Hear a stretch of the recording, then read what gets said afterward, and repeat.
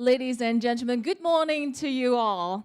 Welcome to the HCCH Asia Pacific Week 2023, and welcome to Hong Kong, China. Welcome to today's conference. It's such a great pleasure to be your host for this significant 4-day conference. My name is Emilia Sun. Thank you very much for coming and joining us today, ladies and gentlemen. Welcome, everybody.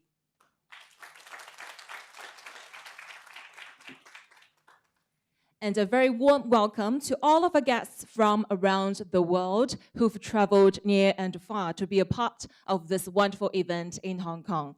We're also very grateful for the generous support of the Department of Justice of Hong Kong, SAR, and the Faculty of Law of the University of Hong Kong as a supporting organization.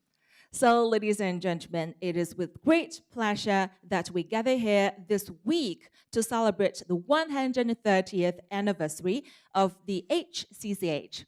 As we celebrate this milestone, today's conference carries the theme of a day of celebration, the 130th anniversary of the HCCH, and the entry into force of the 2019 Judgments Convention.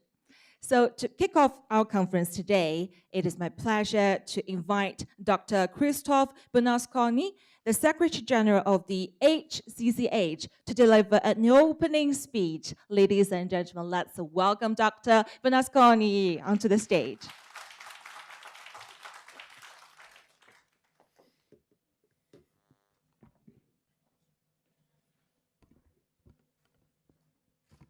Councillor Chu, Honourable Justices, Excellencies, distinguished guests and participants, dear friends of the HCCH, good morning and welcome to this momentous occasion as we gather here in Hong Kong to celebrate the 130th anniversary of the Hague Conference on Private International Law, or as we lovingly call it these days, the HCCH. It is an immense privilege and honor to stand before you as the Secretary General of this remarkable organization on this historic day, Tuesday, 12th September 2023, exactly 47,482 days after the opening of the very first Hague Conference, also on a Tuesday, September 12, 1893, by Tobias Assel, a leading Dutch jurist, legal scholar, and an expert in private international law. So, happy birthday, HCCH.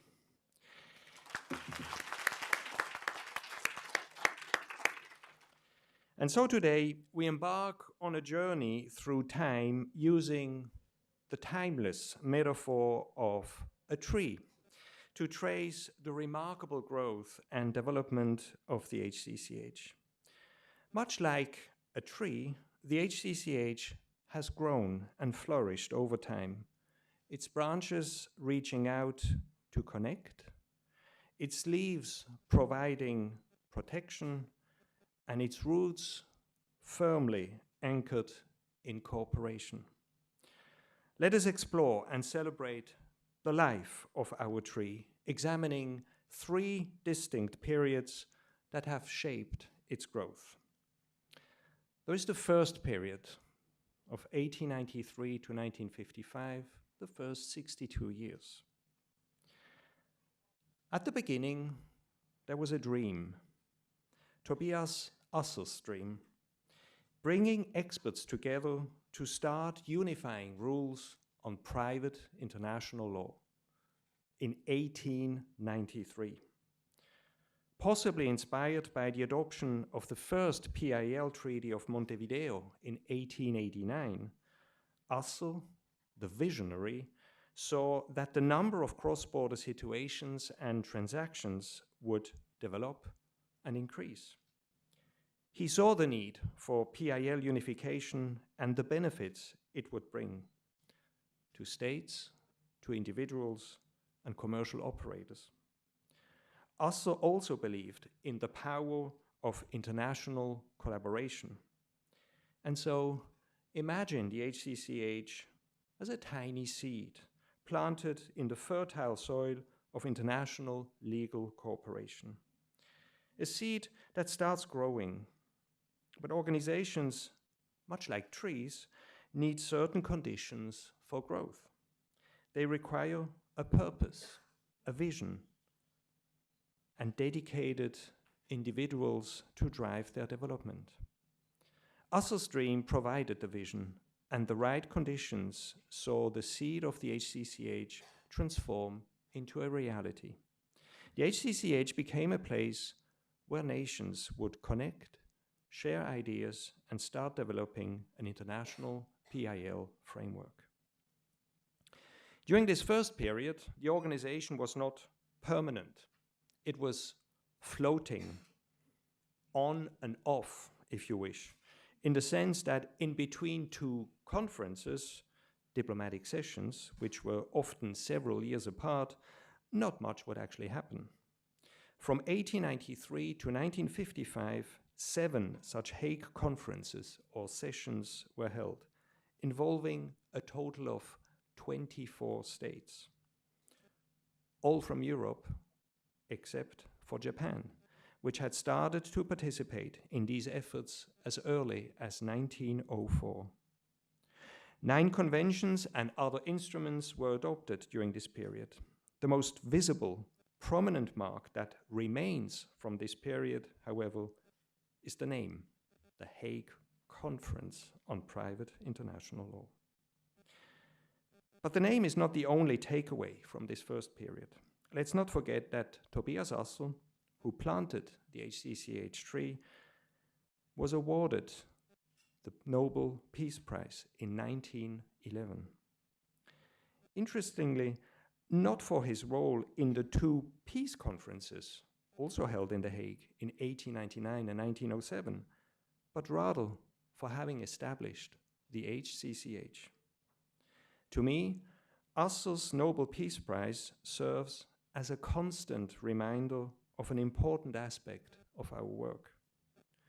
For there to be lasting peace between nations, there must be peace between people in their cross-border relations. There must be a clear, predictable, fair, and practical legal framework that governs these cross-border relations. A clear legal framework that determines which court has jurisdiction, which law applies, how to go about the recognition and enforcement of foreign judgments in civil or commercial matters, and a framework that establishes effective cooperation mechanisms between states that help overcome the often practical challenges in international judicial or administrative procedures. Think of global peace as a puzzle. Well, private international law is a piece of that puzzle. Perhaps a small piece, but an important one nonetheless. The same can be said about the role of PIL in connection with the Sustainable Development Goals, in particular SDG 16, on peace, justice, and strong institutions. The HCCH and its work are definitely part of the required efforts to give practical, meaningful effect to SDG 16. And that brings us to the second period, 1955 to the year 2000. 1955 was a milestone for the organization. It is the year of the entry into force of the statute of the HCCH. The organization had become permanent, with a secretariat, the Permanent Bureau, to conduct work in between 2 conferences. The roots of the organization, our tree started to grow and deepen. First, rather slowly. They say that in the early days of the permanent HCCH, convincing countries to join the organization was sometimes like trying to herd cats. It is almost as if the HCCH was playing hide and seek with its potential members. As a matter of fact, a prominent official linked to the HCCH during the first half of this period said that the HCCH was protected by its own anonymity. Luckily, though, over the years, the roots grew deeper. During this period, 47 states became members of the organization, in addition to those that had already participated in its work during the first period.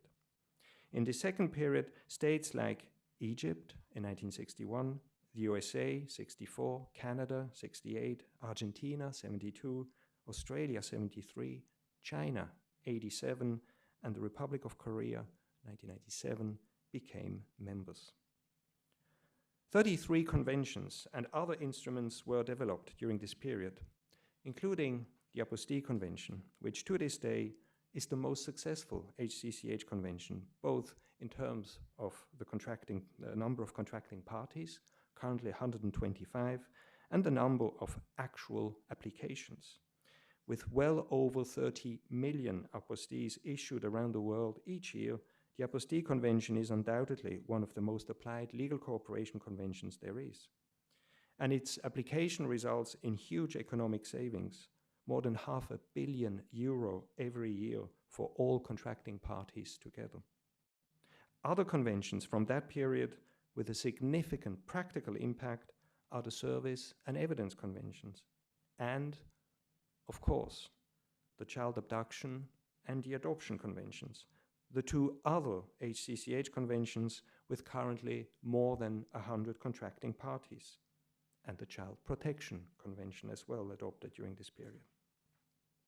These conventions all have a crucial human rights dimension and provide states with a framework that enables them to give real effect to the basic principles enshrined in the UN Convention on the Rights of the Child. We will hear more about all these conventions over the next 2 days.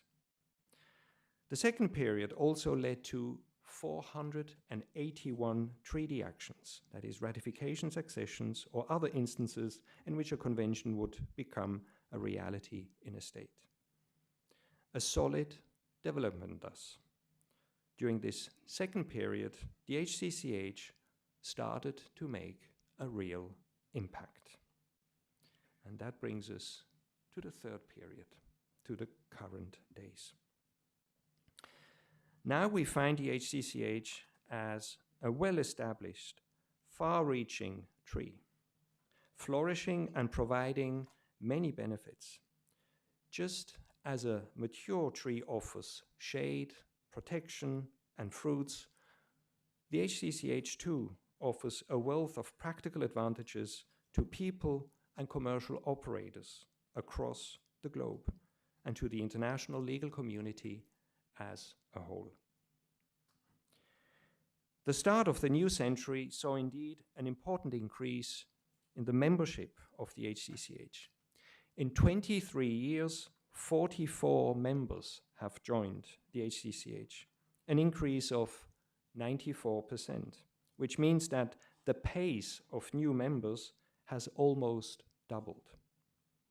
The new members include Malaysia, 2002, the European Union, 2007, following a revision of the statute to enable regional economic integration organizations to join, India, 2008, the Philippines, 2010, Vietnam, 2013, Singapore, 2014, Saudi Arabia, 2016, and Thailand, 2021, with El Salvador in 2022 being our most recent member. Let's have a look at the current composition of the HCCH membership.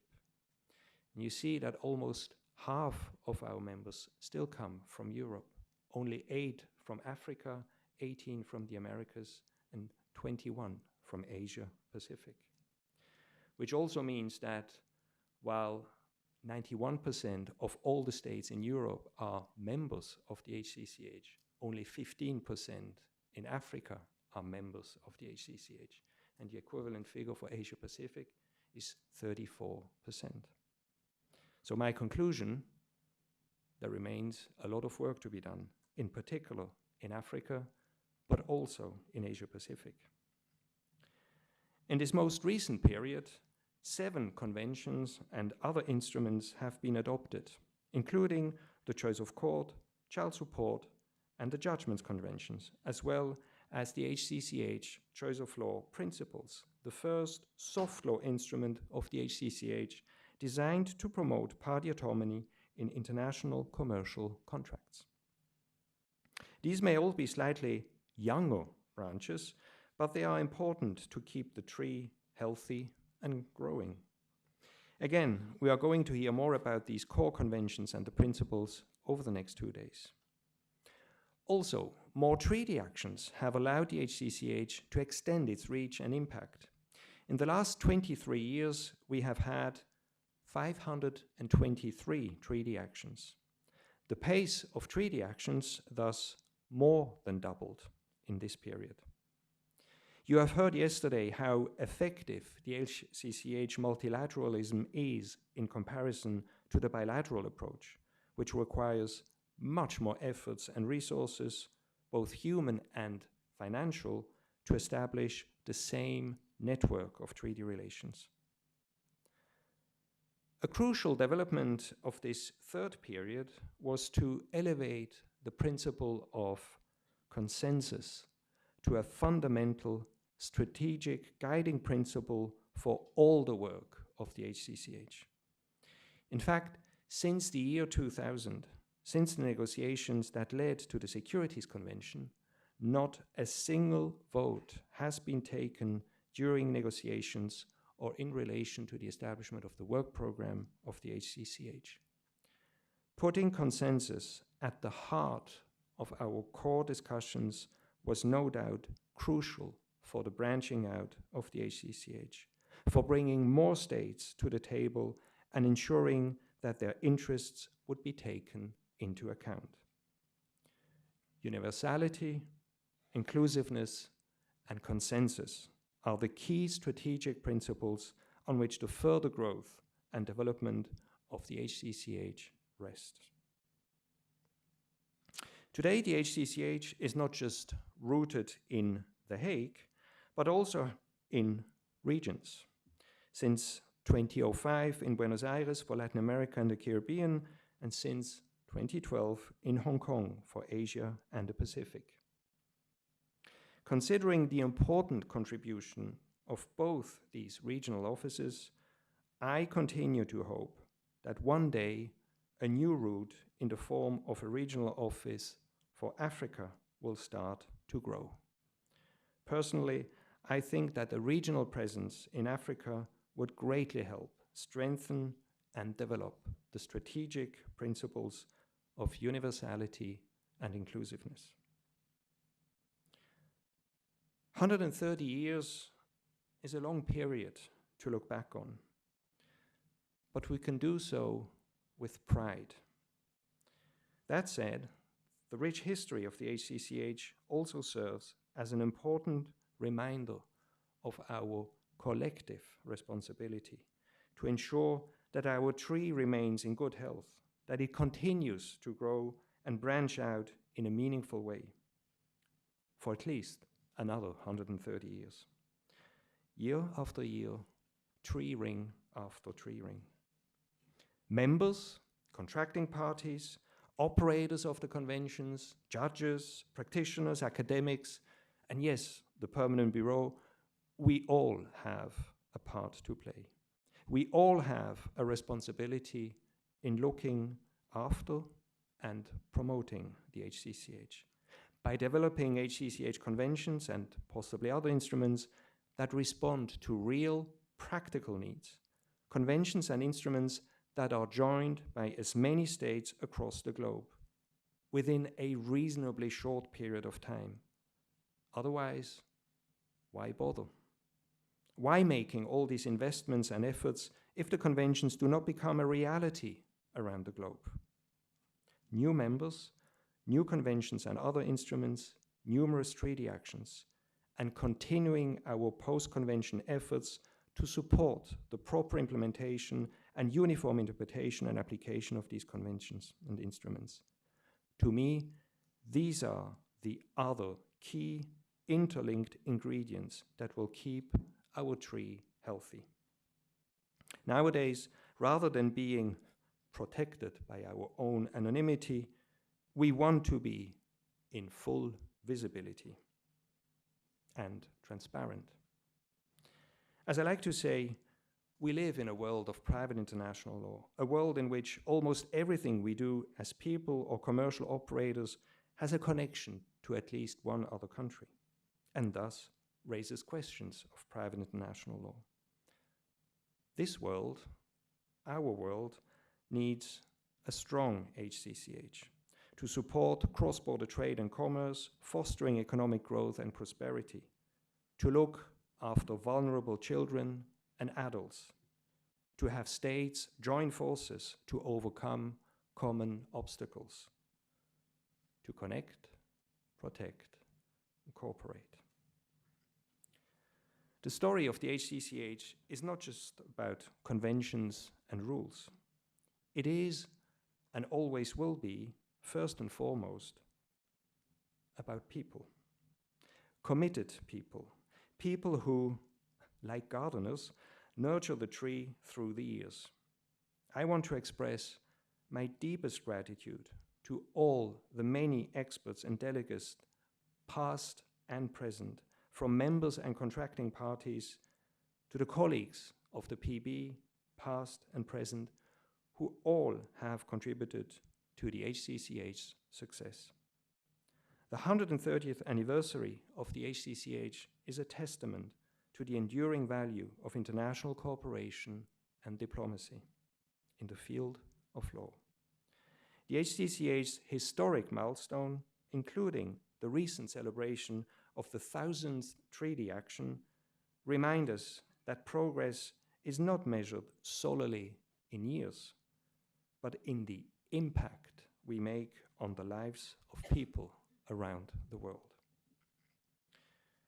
In closing, I invite us all to live up to our collective responsibility and to continue to look after this organization that is so dear to our hearts, to contribute to the work of the HCCH, to make sure that its conventions and other instruments continue to facilitate and support in a meaningful, practical way cross-border interactions in civil or commercial matters.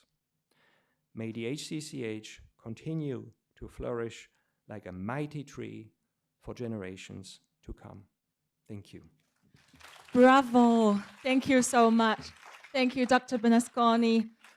Thank you so much for this very impressive and, of course, very touching presentation.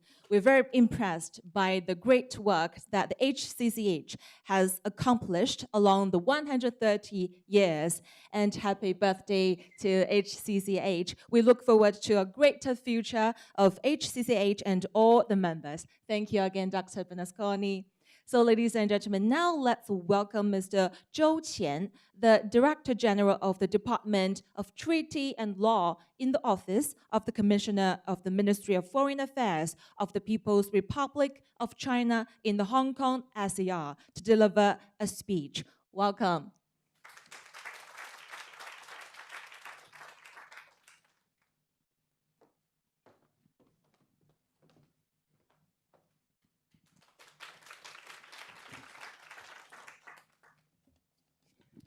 Good morning, colleagues and dear friends. My name is Zhou Qian, and I'm with the Commissioner's Office of Chinese Foreign Ministry in Hong Kong SAR. DG Ma Xingming left Hong Kong for Hamburg, Germany, to participate in the public hearing of the climate change and the international law of ITLOS. So I will deliver the speech on his behalf. The topic of the speech is China and the Hague Conference on Private International Law, pursuing win-win cooperation and embracing a promising future. Dear Secretary Bernasconi, dear representatives, ladies and gentlemen, good morning. It gives me great pleasure to meet you in Hong Kong for the Asia Pacific Week and the 130th anniversary celebration of HCCH. At the outset, I would like to extend a warm welcome to all the distinguished guests. For the past 130 years, the Hague Conference has advanced with the time and formulated 40 international legal instruments with far-reaching impact and developed into the most influential intergovernmental organization in the domain of private international law. This year also marks the 36th anniversary of China's membership in the Hague Conference. These 36 years witnessed China and the HCCH learning from each other and inspiring each other. Over these decades, both China's research and practical practice in private international law have made continuous progress, which also contributes positively to HCCH. I have a couple of points. Firstly, China contributes its proposals to the gradual unification of rules in private international law. Since the 1990s, the Department of Treaty and Law of the Chinese Foreign Ministry has taken the lead in participating in the drafting of multiple instruments of HCCH, including conventions already entered into force, such as the Choice of Court Convention and the Judgments Convention, as well as projects still under negotiation, such as the Jurisdiction Project and the Parentage Surrogacy Project. The Chinese delegation actively participates in the rules-making processes and strives to accommodate the concerns of all parties involved. For instance, in 2019, when different parties still had big disagreements regarding whether the Judgment Convention applies to antitrust matters at the final stage of negotiation of the convention, China proposed that the specific antitrust judgments should be circulated based on territoriality. This proposal was welcomed and adopted for all parties, therefore contributing and laying the foundation for the adoption of the convention. Secondly, China voices its views to improve the implementation of existing conventions.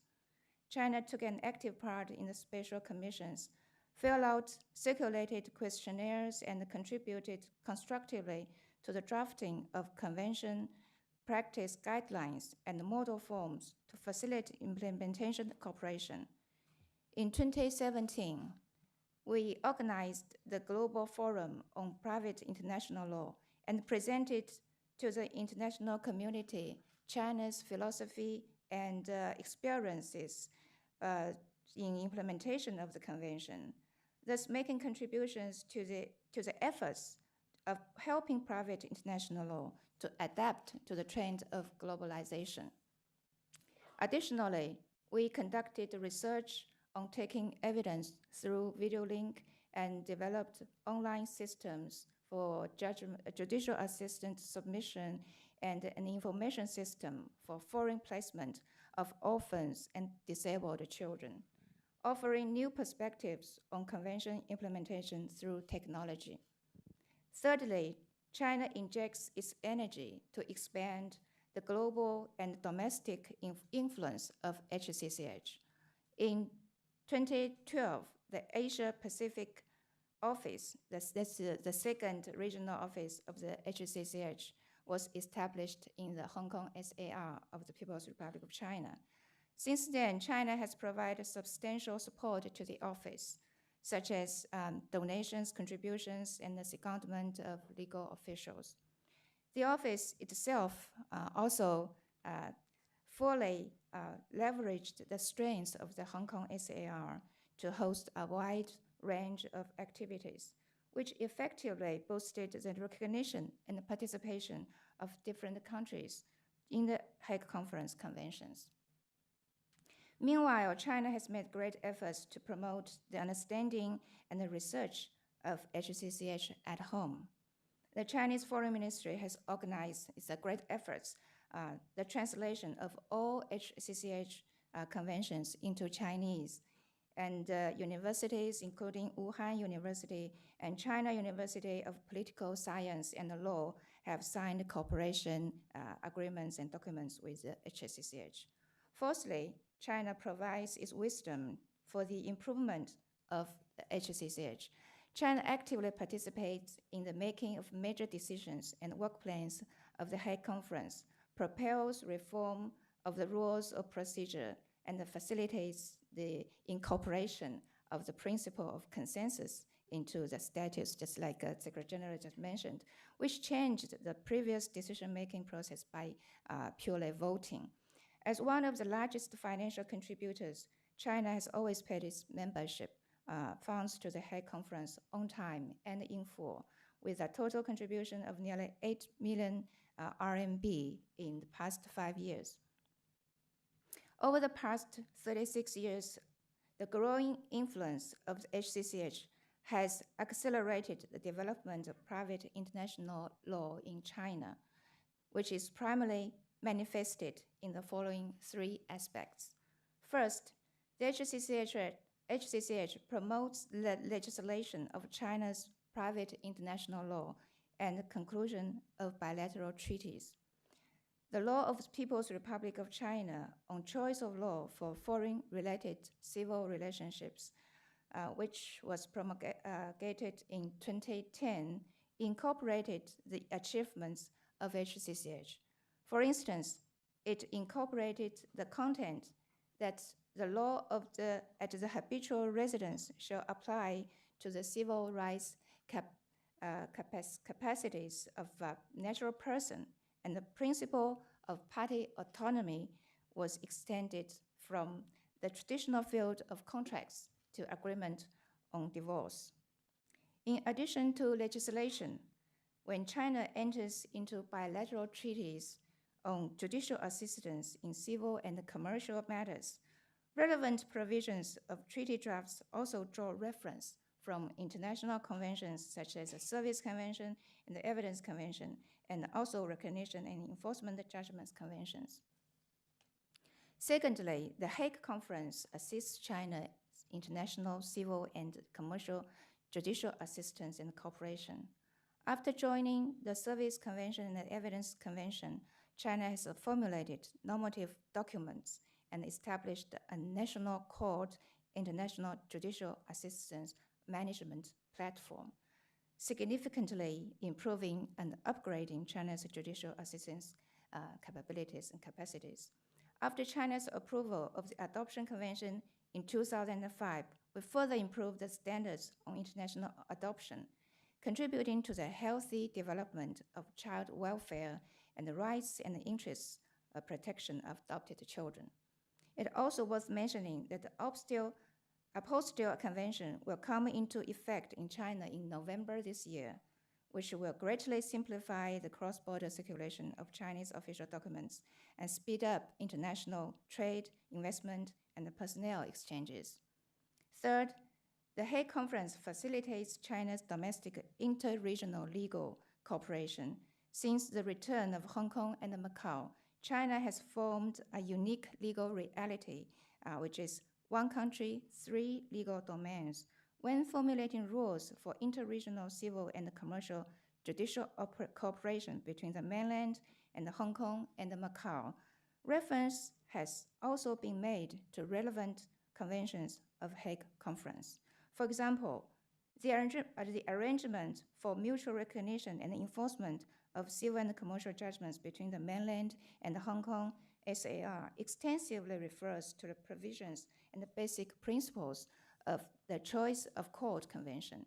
What's more, the Service Convention and the Evidence Convention have also provided inspirations for the central government and the 2 SARs in reaching arrangements for service of documents and taking of evidences in civil and commercial cases.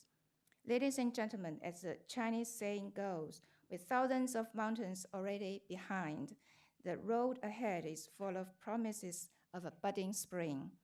Reviewing history, China and the Hague Conference have joined hands in pursuing win-win outcomes. Looking into the future, new opportunities are presented for the HCCH, and a lot can be achieved from cooperation between the two sides. Taking this opportunity, I would like to put forward 3 suggestions. The first is to meet the need of our times, address new problems. With the increasing complexity of international civil and commercial relations, challenges that private international law needs to tackle also keep emerging, such as disputes over jurisdiction, recognition of cross-border personal status, and surrogacy, just to name a few. We hope the HCCH to further pay attention to the new developments in private international law, study new domains, and achieve new accomplishments. The second is to increase membership and enhance global participation. The Hague Conference currently has 91 members, but African countries only account for about 15%, just like Secretary General just mentioned. We welcome more countries, especially African nations, to join the Hague Conference. We also support the conference in enhancing its global participation on the basis of respecting the diversity of member countries and the principle of consensus through consultation. The third is to deepen practical cooperation and seek mutual benefit. The 20th National Congress of the Communist Party of China, held in October last year, explicitly stressed the importance of promoting high-quality development of the Belt and Road Initiative and building a world-class, market-oriented business environment governed by a sound legal framework. The rules of private international law formulated and studied by the Hague Conference can provide a stable and predictable legal system for cross-border civil and commercial activities, which helps to establish an open, fair, and efficient business environment. We are ready to work more closely with HCCH to build up and legal safeguards for the Belt and Road Corporation.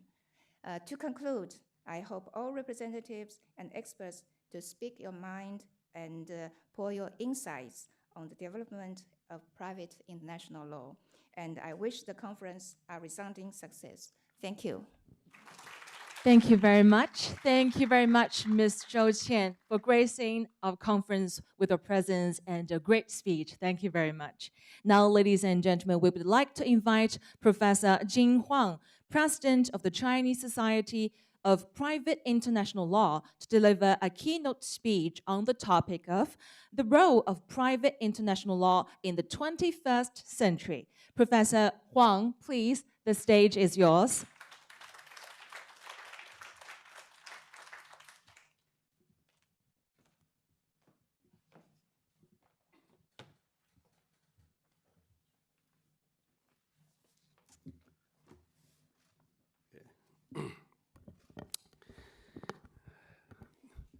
Distinguished guests, ladies and gentlemen, dear colleagues, dear friends, good morning, 早上.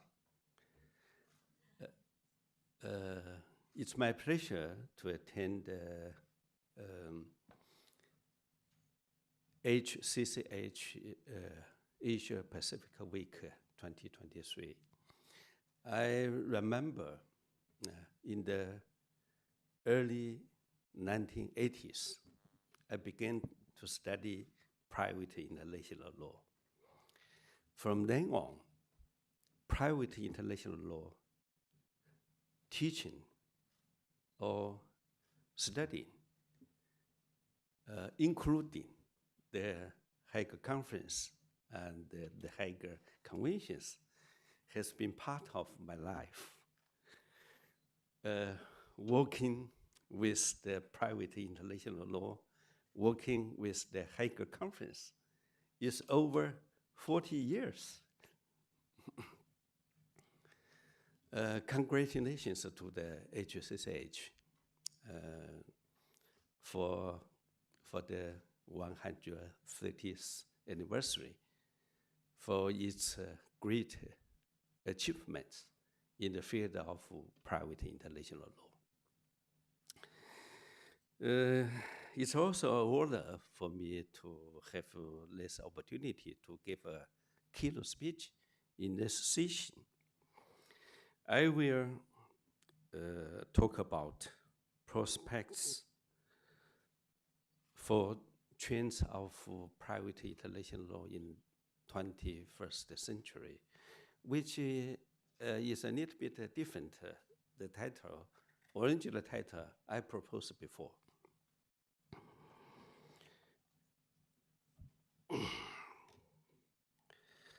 The purpose for trends of private international law are our exploration of the regularity of private international law, our prediction of development trends of private international law, and our expectation and vision for the future development of private international law.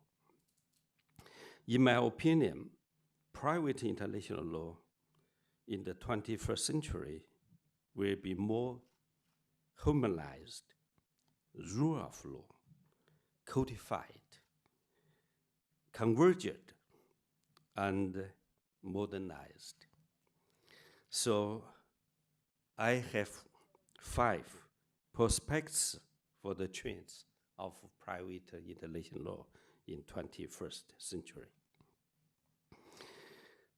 Prospect 1 is harmonization of private international law. As Liz, a great ancient Taoist in China, said, people are the most valuable among all the things that heaven fostered. Harmonization of private international law emphasizes that private international law should uphold concept of humanism, adhere to the people-oriented, affirm and respect human values, human dignity, human status, and human significance. In other words, all kinds of private international law, such as legislation, law enforcement, justice, observance of law, application of law, and legal services must be people-oriented and people-based.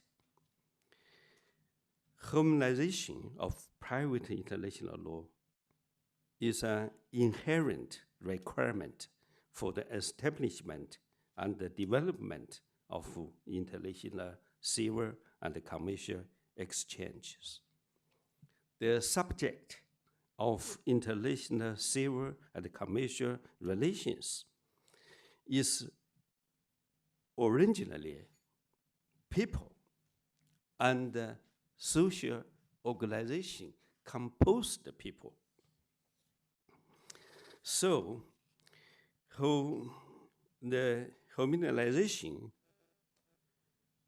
of private international law requires that it pay more attention to the respect and the protection of human rights, pay more attention to the protection of weak parties, pay more attention to the protection of domestic and foreign parties to participate in international civil and commercial exchanges on equal and free basis, and they pay more attention to the fair protection of the legal rights and the interests of domestic and foreign parties. Prospect 2 is the rule of law in the field of private international law. The rule of law in the field of private international law means that when look forward to and discussing the development of private international law, we should not only be concerned about development of the rules of private international law itself, but also concerned about the establishment and the improvement of the rule of law systems in the field of private international law, and care about the implementation and the operation of private international law from all links such as legislation, law enforcement, justices, observance of law, application of law, and the legal service, and pursue the good law and the good governance. Emphasizing the rule of law in private international law is to look at private international law from a three-dimensional, dynamic, and holistic perspective, which is not only a flat, static, and isolated system of rules of private international law, but also a three-dimensional, dynamic, and complete operating system of the rule of law in the field of private international law. Prospect 3 is codification of private international law. The codification of private international law is judged from the point of view of domestic legislation.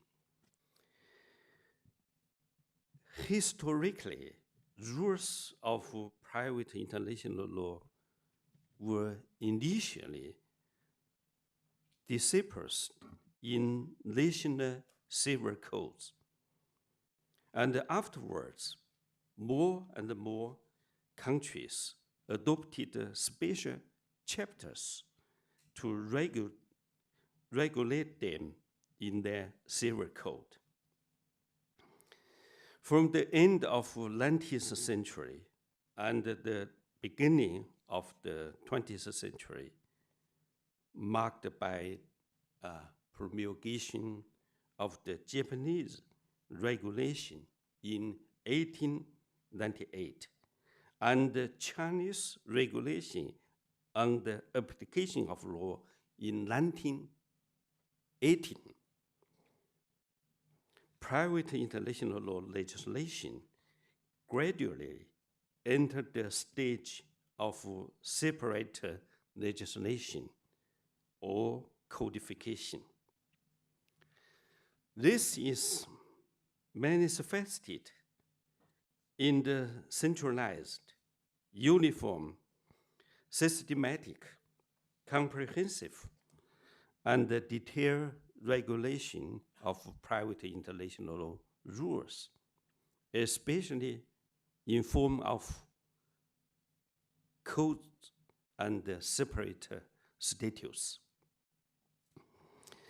After Second World War, private international law legislation set off a new upsurge.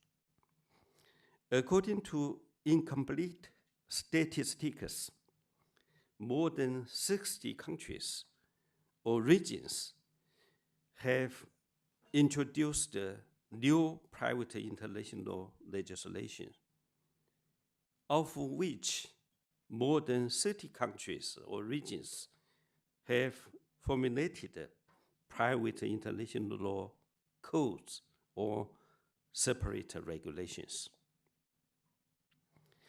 greatly strengthening the basic development trend of codification in the field of private international law.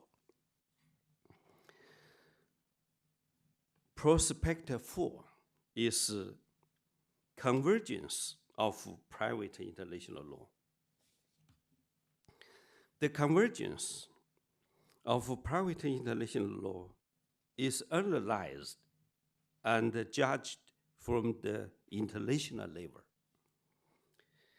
The world today is undergoing profound and complex changes. With the continuous development of economy and society, the rapid progress of science and technology, and the increasing convenience of transportation and communication, economic, political, cultural, and social exchanges between countries have become closer and closer. And the interconnection and interdependence of the countries has deepened unprecedentedly. Human beings live in the same global village, and there are more and more problems that human beings care about and need to be resolved together, becoming a community with a shared future, which you have me and I have you. The convergence of private international law is the inevitable result of the influence of this world on law. And it's also an inevitable requirement for private international law to adapt to the evolution of world changes itself. Convergence of private international law means that private international laws of various countries in the world influence each other, learn from each other, absorb each other, and interpenetrate each other, so as to tend to be similar or even constant.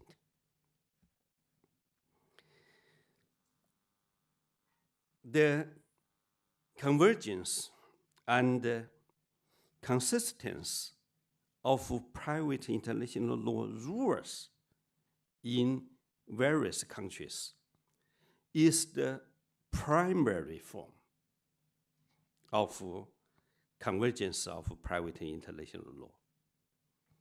Countries actively participate in the unification of private international law, strive to influence the unification of private international law with their own views, positions, and propositions, and even infiltrate their views, positions, and propositions into the uniform rules of private international law, which is an intermediate form of convergence. The harmonization and consensus among states in a given area of private international law, and the conclusion of a unified private international law treaty are the advanced form of convergence of private international law, like the Hague Conference did have done. Final perspective 5, is modernization of private international law. Modernization is actually a process of continuous civilization. The development of private international law must be oriented towards the world, future, and modernization. Modernization is different from material modernization and spiritual modernization, hardware modernization and software modernization. But the difficulty is modernization of people's thinking, concepts, and spirit. The modernization of the culture and the modernization of systems. The modernization of private international law should be the modernization of private international law concepts, values, and ways of thinking. Modernization of the system and modernization of functioning of the rule of law system in the field of private international law. As we know, private international law as a doctrine has a history of more than 600 years. And the introduction of private international law legislation in modern times has a history of more than 200 years. Today, looking back, the history of the evolution of the theory and the practice of private international law is the history of the continuous modernization of private international law. That is the history of the continuous civilization and the progress of private international law. So, the core value of the modernization of private international law is to seek truth from facts and keep pace with the times. That's all my speech. Thank you very much. Thank you very much. Thank you very much, Professor Huang. Thank you. Thank you so much with a very detailed and thorough introduction. So, ladies and gentlemen, to continue with more and deeper thinkings and discussions on this topic, let's explore the challenges and opportunities for private international law in the 21st century with our two distinguished speakers on stage. So we're pleased to welcome Professor Junhyuk Jung from Sunkwin University in Korea and Professor Lei Zhu, Associate Professor at the School of Law, Wuhan University in China. So please, gentlemen, join us on stage and take a seat. And let's firstly have Professor Junhyuk Jung to the podium for the speech. Please.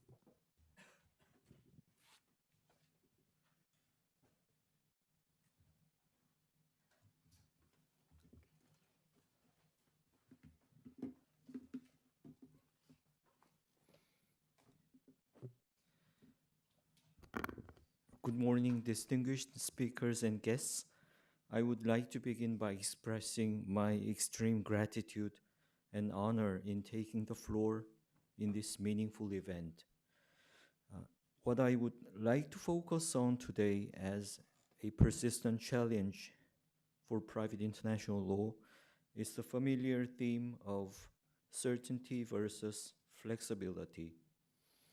Indeed, this was one of the focuses in the 125th anniversary conference held here in Hong Kong SAR 5 years ago. The dialogue on certainty versus flexibility is sometimes expressed as rules versus approaches debate as well. Of course, the tension between the two considerations cannot be resolved in a way that systematically prefers one over the other. Rather, the tension between intellectual modesty and the duty to provide a law could be a more useful way to look at the tension. So, perhaps the best way to achieve legal certainty would be to have a set of clearly defined rules that are clearly formulated using categories.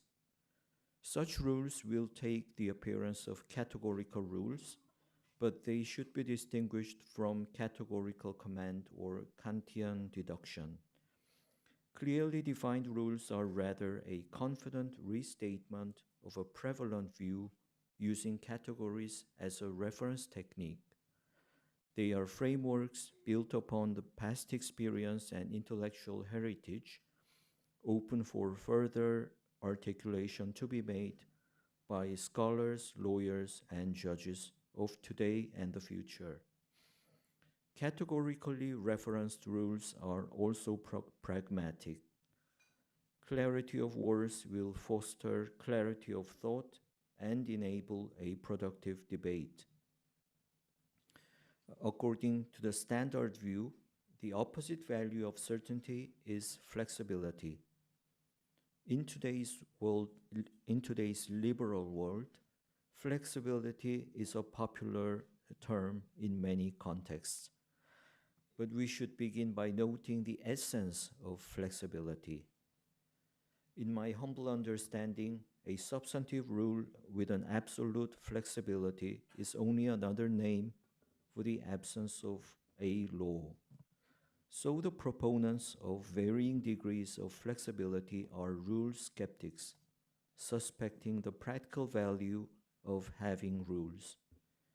This attitude will typically end up empowering judges and lawyers over academic writers and legislators, and empowering the present generation over the past and the future over the present.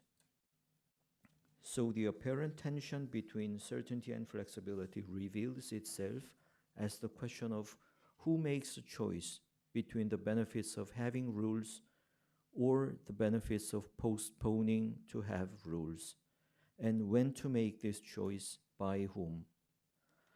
Evidently, this choice would have to be a prudent and practical one. Hopefully, this short observation may have confirmed the common sense understanding that flexibility is not necessarily to be preferred to certainty, even in this liberal era.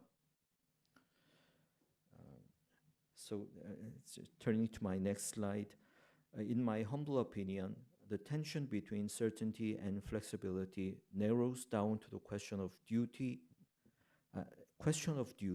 of a legal system or lawyers collectively. Lawyers face a tension between two sides of lawyers' work ethic: intellectual modesty and the duty to provide a law or a legal solution.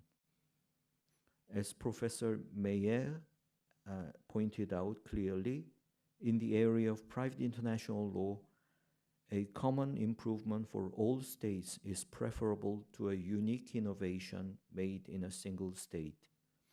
In this sense, a clearly defined rule or some flexibility established in one state may encounter reluctance in another state. The latter state may prefer to take more time to think about what kind of rule to have. even where the former state's rule is substantively a better rule, the latter state's initial reaction may be understandable. However, in this simpler situation, the solution may be less complicated.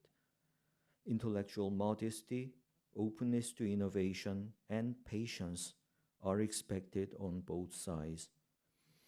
By the way, there is one interesting phenomenon observable in this connection.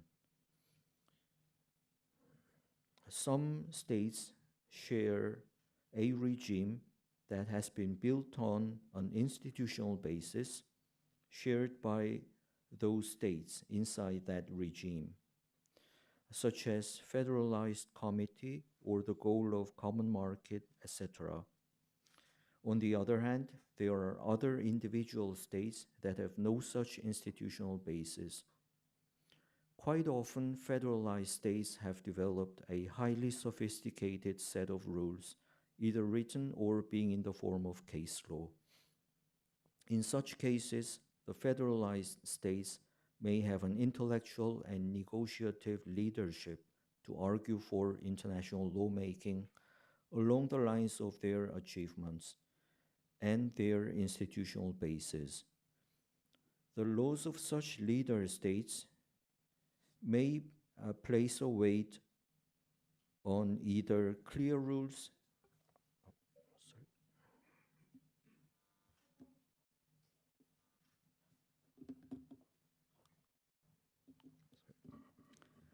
They may place a weight either on clear rules or a flexible approach. There are indeed merits in this approach.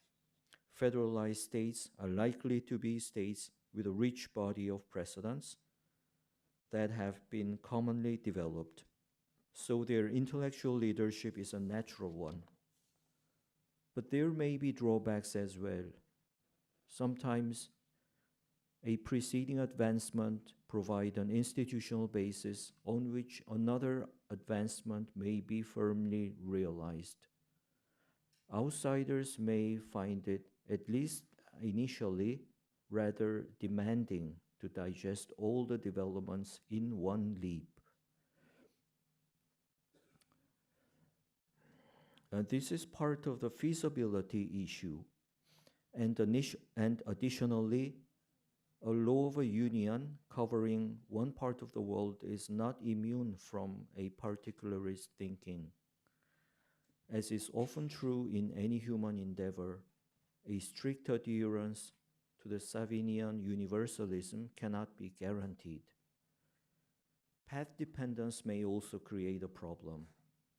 Of course, conservative approach may be a virtue for both an individual state and the federation of states.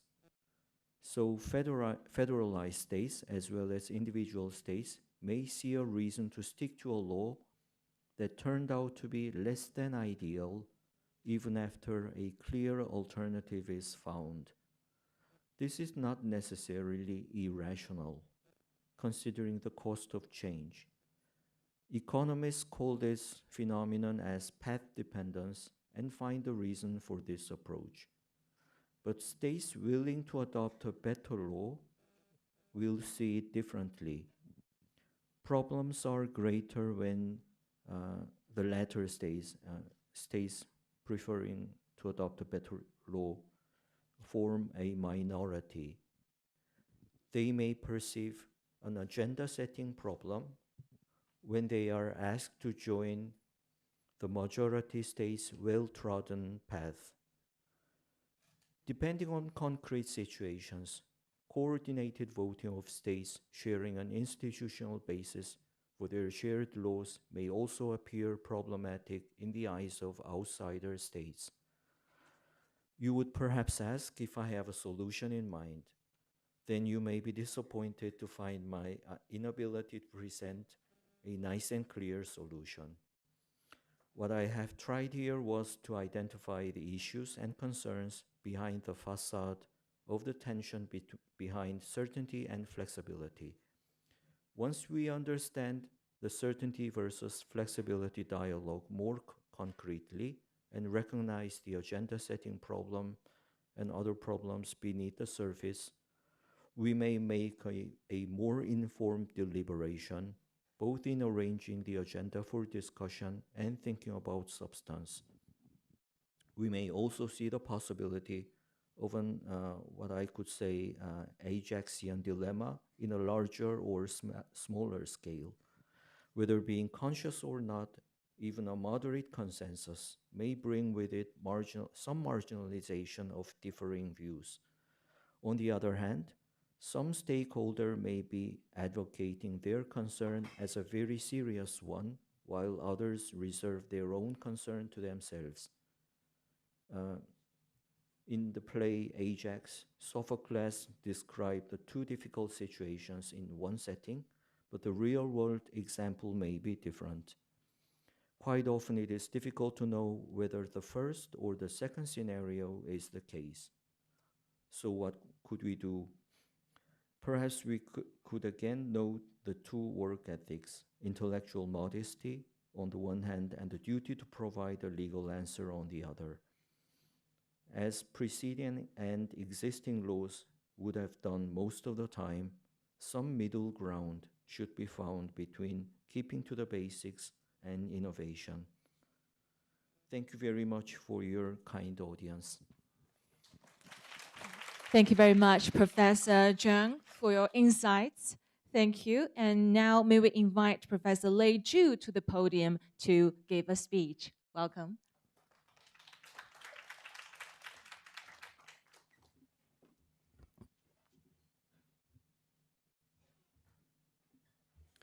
Thank you. It's my great pleasure to speak at this conference on the topic of conflicts of extraterritorial jurisdiction of national competition law. I will first talk about the widespread use of the effect doctrine in domestic competition law and the problem it may cause, and I will move on to the two legal mechanisms to solve this problem, and conclude on my evaluation of the current development in this area of law. In today's global economy, economic activities have become more international. Companies organize their business activity on a global basis. For example, Apple products are produced by more than 200 suppliers in over 600 production facilities in every populated continent on the globe. It shows how internationally interconnected our economy has become. With the globalization of economic activities comes with the globalization of anti-competitive behaviors. Nowadays, many anti-competitive behaviors have a transnational dimension. Some international cartels operate on a truly global basis. That means behaviors of market entities taking place in one country may affect the markets of other countries. The ideal solution for this problem would be a uniform international competition law. However, this proves to be unrealistic and unworkable. Countries have tried at the international level different attempts, but no international legal binding instrument has been reached. To fill in the regulatory gap, countries expand their national competition law to catch anti-competitive conducts that took place abroad, often committed by foreign entities. This is through the so-called effect doctrine. It was first formulated in the Alcoa case in 1945 by US Supreme Court. Initially, it received widespread criticism and opposition from other countries, as it may violate the sovereignty of the territorial state where the conduct took place and may be in breach of international law. However, nowadays, more and more countries have adopted the effect doctrine in their national competition law, either through explicit statutory provision or through case law. Effect-based extraterritoriality is now can be found in more than 68 jurisdictions, accounting for over 50% of all competition law regimes around the world, and many of them are developing countries. This leads to a classic conflict of law problem.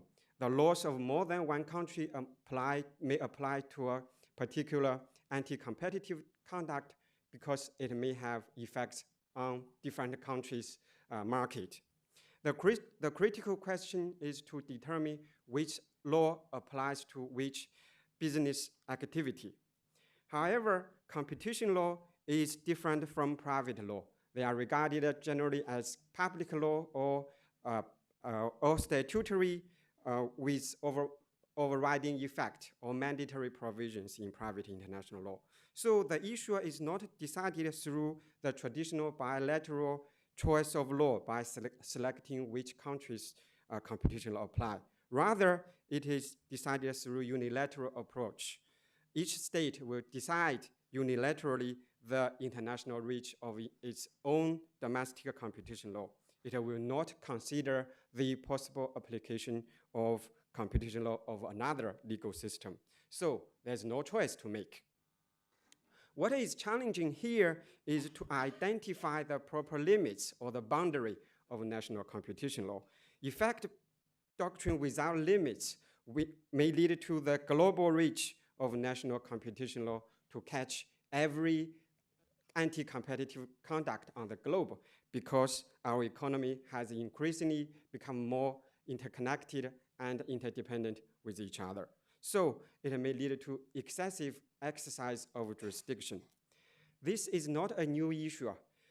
It has been the subject of discussion and judicial interpretation for many years. In particular, the exact reach of US antitrust law has been ongoing for many decades.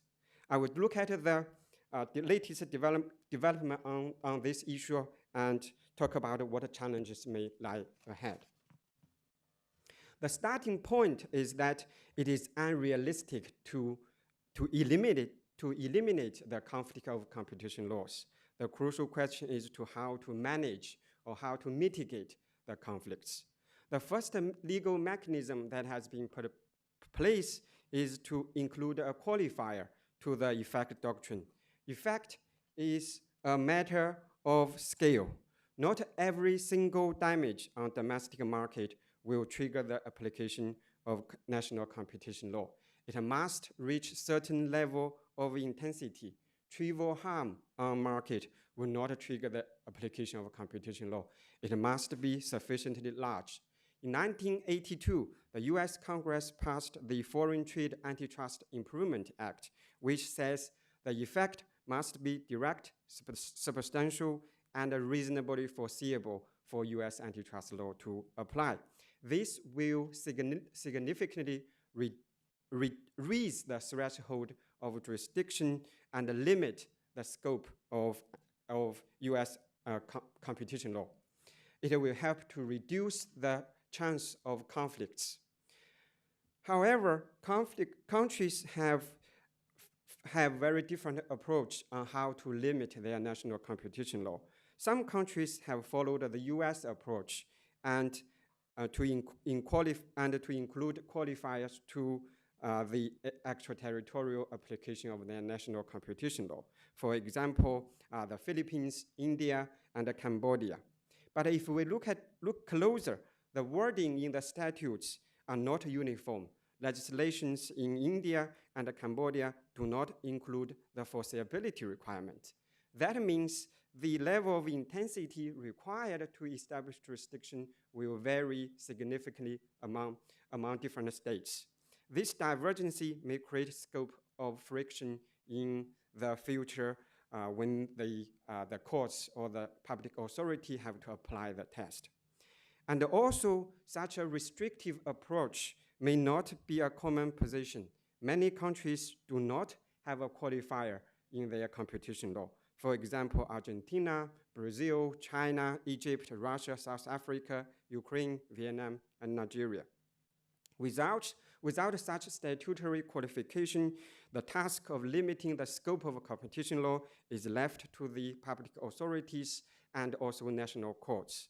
And many countries are still in the early stage of competition law development, and maybe their authorities are not very experienced in handling cases involving extraterritoriality. Another legal mechanism that has the potential to resolve the conflict is the principle of international comity. It is much of a US invention not shared by other countries. It was first introduced into the antitrust law in 1976 by the Tiberland case. It is a multilateral in the sense that it will consider the interest of foreign state. Through the under international committee, the court will evaluate the interest of the United States against the interest of foreign states. If the court finds that the foreign state interest is greater, and then US law will not apply. That means even though the conduct may have anti-competitive effect on US market, but as an exception, US antitrust law will not apply because it is in breach of international comity. So it is a conflict avoidance mechanism. The restatement, the third restatement of foreign relation law in 1987 even went on further to say that international comity is a rule of international law. If that was the case, every country would have to apply, would have the legal obligation to apply international comity in their competition law. And that means it will have great potential to mitigate the conflicts. However, it turned out to be incorrect. In 1993, the Supreme Court of the United States held that international comity will apply only if complies with both countries' law was impossible. It essentially equals the international comity with the doctrine of state compulsion. That is the so-called true conflict test. Only if a foreign state forces or compels an entity to violate US antitrust law will international comity apply. Such true conflicts are extremely rare in practice. That essentially means international comity are virtually impossible to apply. It has been 30 years since the true conflict test was adopted. There have been only 5 cases in which international comity was invoked by defendants, and only one case the defendant succeeded. The true conflict test was widely regarded as to eliminate comity as a relevant consideration in the area of antitrust law. However, in the recent vitamin C antitrust litigation, there was a revival of the international comity. The litigation started in 2005 when the US buyer of vitamin C filed a lawsuit in the US court. They alleged that the Chinese companies violate US antitrust law because they fix the price of vitamin C exported to US market. The defendants, the Chinese manufacturers, did not deny this, but they argue that the price fixing was required under Chinese law. Basically, they say, yes, we did it, but the Chinese government made us to do it. And also the China's Ministry of Commerce supported the defendants' argument by exceptionally appearing before the US court. Basically, the Ministry of Commerce said, yes, we compelled the defendants to do this. The litigation lasted for 16 years. This case is very controversial, and the courts were divided on the application of international comity. The district court rejected the defendant's argument and finding that Chinese law didn't compel, so US antitrust law applied, and the defendants lost the case, and there was ordered to pay over $148 million in damages.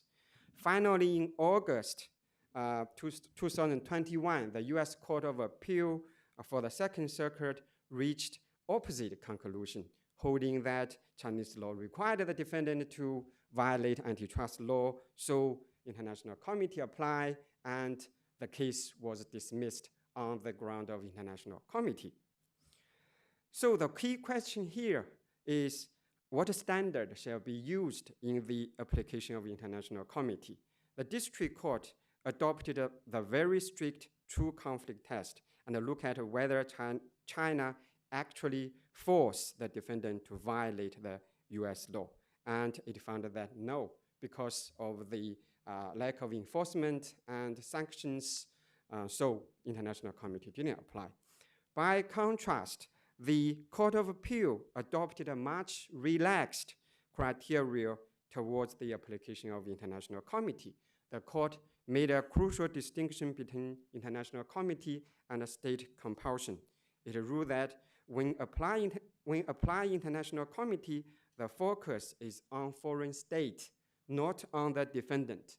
Committee is a respect given to foreign sovereign state, not so it only looks at what the state as a sovereign legislates, not whether the law has forced the defendants to do something. So the decisive factor is whether foreign law on paper says that you should violate US antitrust law. In other words, it only looks at foreign law on paper, not on how it is enforced in practice. In the judgment, the court mentioned facially all the foreign law taken on its face value or on its face 11 times. So this is a very welcoming development because it clarifies the difference between international committee and state compulsion, and also it would significantly lower the criteria for the application of international committee, and it will help to avoid conflict. However, the effectiveness of international committee as a legal mechanism to resolve the conflict remains uncertain. First, this judgment was made by the Second Circuit. It is not clear how the Supreme Court and other circuits will react to this approach. And more importantly, the principle of international committee as a derogation from the application of competition law has not received widespread acceptance by other countries. And countries do not have an internationally binding legal obligation to do so. This has been made very clear in the latest restatement in 2018. It says basically it is not a requirement under international law. So it seems very unlikely that other countries will follow the US approach to include international committee into their national competition law. So to conclude, the effect-based extraterritoriality in competition law are here to stay. And the conflicts of jurisdiction in competition law are inevitable. The current two mechanisms rely on self-restraint by individual countries. They are weak and are ineffective. So it may be time for countries to find solutions at international level. I believe that the Hague Conference has great potential to do something on this issue. Before international solution is reached, the golden rule is to follow the ancient wisdom. What you don't want done to yourself, don't do to others. That's all. Thank you. Thank you. Thank you. Very impressive, Professor Zhu. Thank you very much. And please remain seated on stage. So now, ladies and gentlemen, we come to a very exciting Q&A session. Of course, we open the floor to all the audience in person here and also for our online audience. And we will pass the microphone to you if you have any questions. So please just simply raise your hand. And for our online audience, you can just type the questions into the chat box through Zoom. Thank you very much. So let's see. Who has the first question here in person? Can we see any hands? Okay, can we give this microphone to this gentleman there? Thank you very much for your question. So thank you so much for all your speeches, and that's extremely informative, and we have really learned a great deal from them. I would like to ask the two speakers on the behalf, if I may, on behalf of the HCCH Asia Regional Office for Asia and the Pacific region. we all know that we have encountered some of the challenges in the work of the HCCH Role app, and the diverse cultural, religious, and legal traditions of the states in the Asia Pacific region continues to present a challenge of our office. We try so many efforts to promote the HCCH conventions, but we encountered these challenges. I would like to just ask how we can better overcome the diversity and conflicts, and just in a legal perspectives, concept, or even jurisprudence. So do you have any suggestions for HCCH future work in the Asia Pacific region? Thank you so much in advance. Thank you for your question. So would Professor Zhang to answer the question first? Thank you very much. So this question is for both of our guests on stage. Thank you very much for the insightful and also very practical question. Just one possible answer in my mind is to more keeping to the basics, which may mean having a general public policy defense rather than articulating specifically categorized the exemplary rules of public policy. And perhaps it's my own opinion, but when there are states that have detailed rules and also experience built on those rules, and then there's a possibility to venture into paying more attention to substantive policy, hoping to create a common substantive goal. And I think that is what is more visible recently. But I think when there are more diversity, as in Asia Pacific, then a more practical way would be to just go back to the basics, having some moderate level of escape devices, and then continue working so that some more mutual trust can grow. That is my humble answer. Thank you. Thank you, Professor Zhang, for your response. And Professor Zhu, would you like to share your views on this question? I have some personal insights maybe on this very difficult question. First, I would like to say, as you just mentioned, differences, divergency, maybe like obstacle for harmonization for the work of many international organizations. I think the first thing we do is to look beyond what's the differences. Maybe we will find that behind the differences, there is a common thing, or maybe the solution, or if maybe the difference is on the surface, but behind the surface, the key question or the problems different society have to deal with are the same. I can give my example, my own experience, not related to law. So this is my first time to be in Hong Kong. I've been working with the international organization for mediation, the preparatory office. I came here. It's my first time. I never been to Hong Kong before, and then I talked to my Hong Kong colleague. I say, what will you do after you finish your work? And they say, oh, I will go for happy hour. Yeah, we'll go for happy hour. I was puzzled. I asked them, what is a happy hour? They say, we will go to have a drink and talk. Or I say, oh, yes, we have similar things. We don't call it a happy hour. Okay, and we don't drink beers and sit there for 2 hours, okay? And we go to restaurants, have a nice dinner with your friends. And maybe after that, maybe we go to karaoke, go to massage, this kind of thing. You see? So you see, the approaches may be different, the solutions may be different, or the way you do it may be different. But the idea or the fundamental thing or the human need behind all these differences are the same.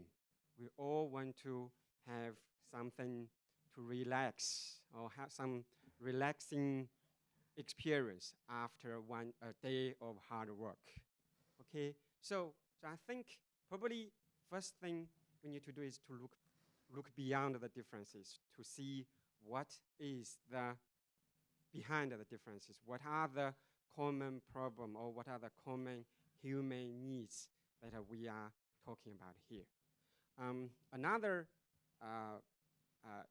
thing I would like to share is probably communication is essential in coping with coping with differences. Probably the best way to do is to work out of your office, to go there and to talk to people and ask them what kind of issue you have with this instrument, with this law, and ask them what's your concern, and ask them what would you like to happen. And probably you will know the real problems or the real questions or the real things that people have in practice. And these kind of things probably you may never sort of if you just sit there in your office. Thank you. Thank you very much, Professor Zhu. Thank you both for very informative sharings, and it's a very kind reminder that it's time for us to have a happy break, right? Okay, ladies and gentlemen, we're so happy that you're here. So now we give you about 20 minutes for your coffee break. So I'll see you back in 20 minutes at 11:30. Thank you very much. Please enjoy your break. And we've provided you with some refreshments available on the first floor. So please continue with your discussions and talkings. And I'll see you back in 20 minutes. Thank you very much.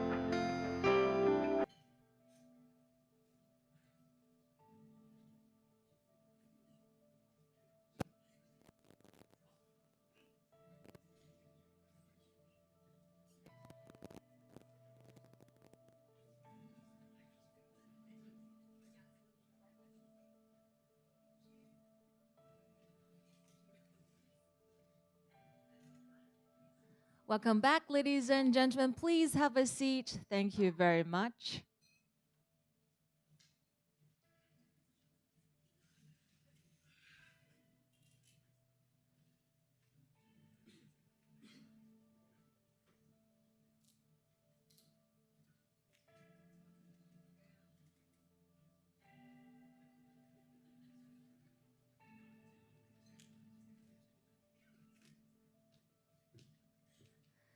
Ladies and gentlemen, welcome back. Thank you so much. And we'll continue with our next session on the 130th anniversary of the HCCH. Thank you so much for joining our next session of the discussion.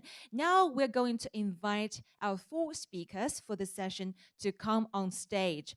Please welcome Professor Tao Du, Dean of the School of International Law of the East China University of Political Science and Law. Welcome to have a seat on stage. And Professor Patera Limsela, Assistant Professor of the Faculty of Law of Ramkhamhaeng University, Thailand. Welcome to the stage. And Justice Xiaoli Gao, Chief Judge of the 4th Civil Division, Supreme People's Court, People's Republic of China, and Ms. Delphia Lim, Director, International Division, Ministry of Law of Singapore. Welcome to have a seat on the stage. Thank you so much for joining us for this session. And ladies and gentlemen, firstly, Professor Du and Professor Lim Sela will share about regional perspectives of the impact of the HCCH. We look forward very much to their valuable insights. And let's first have Professor Du to the podium. Welcome.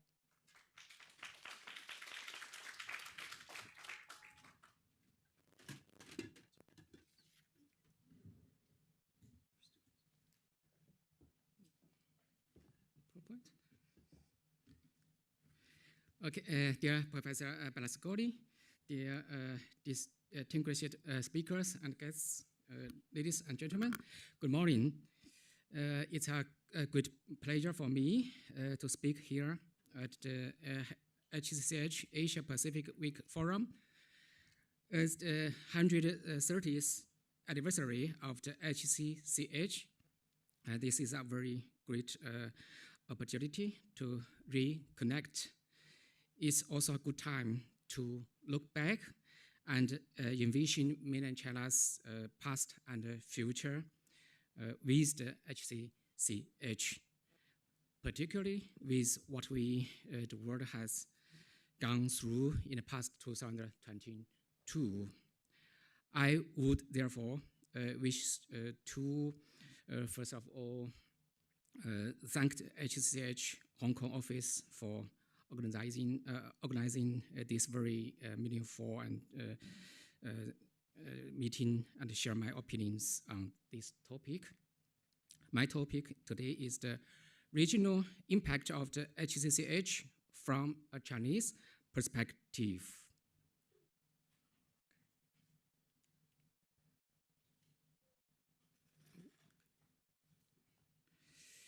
This 5 parts.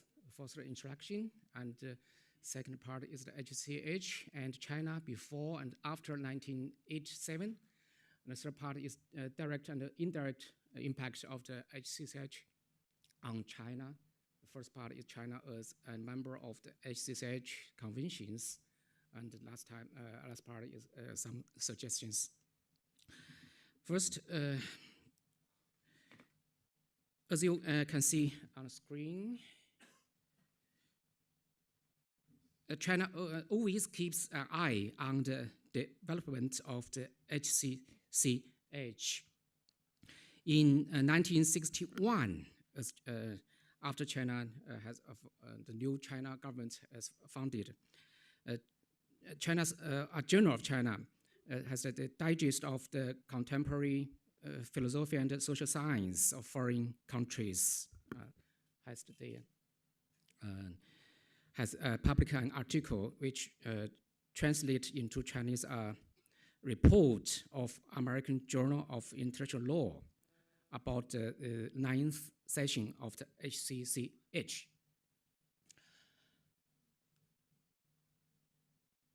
this is different. Yeah, this is very 1961年啊，1961this HCCH has been introduced into China from a Chinese journal. And 4 years later, the same Chinese journal, as also this journal, introduced the 10th session of the HCCH. Is another article. Then the Cultural Revolution in China paused this progress until 1981. Another journal, as the Social Science Abroad, 国外社会科学Social Science Abroad, covered the 14th session of the HCCH. And in the same year, China began contacting with the HCCH officially and sending delegates as observers to participate in multiple meetings of the HCCH. And in 1986, China applied to be a member of HCCH. And in the meantime, as you can see, in 1986,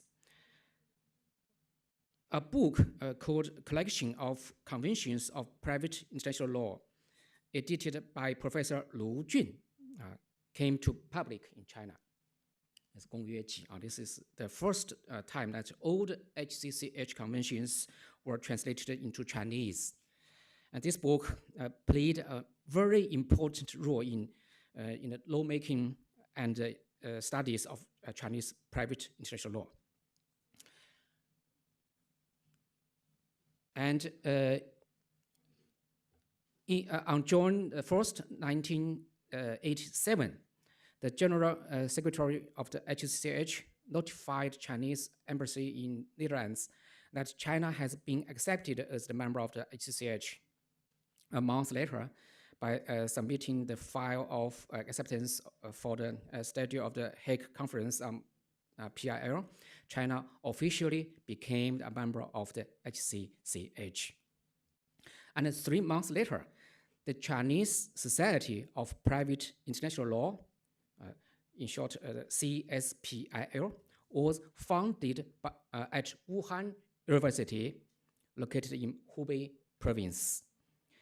To some extent, joining the HCCH facilitated the establishment of the CSPIL. This is in the same year. What's more, the GPCL of China, this is the General Principles of Civil Law of China, the 民法通则, was also promulgated in 1987. It's come into force on June 1st, 1987, also in the same year. We remember this year, a very important year, 1987. It's chapter 8, named the application of law in foreign-related civil relations, represents the first official legislation of private international law in China. So we can, I want to suggest that we can call the year of 1987 as the Chinese year of PIL, the 1987, very important year, the foundation of our society and the first legislation of China, and also China as enter into the HCCH, a very important year. So the impact of HCCH on China as the direct and the indirect impact. First, the direct impact that mainland China intakes the foreseen lawmaking experience from HCCH. I can give 2 examples.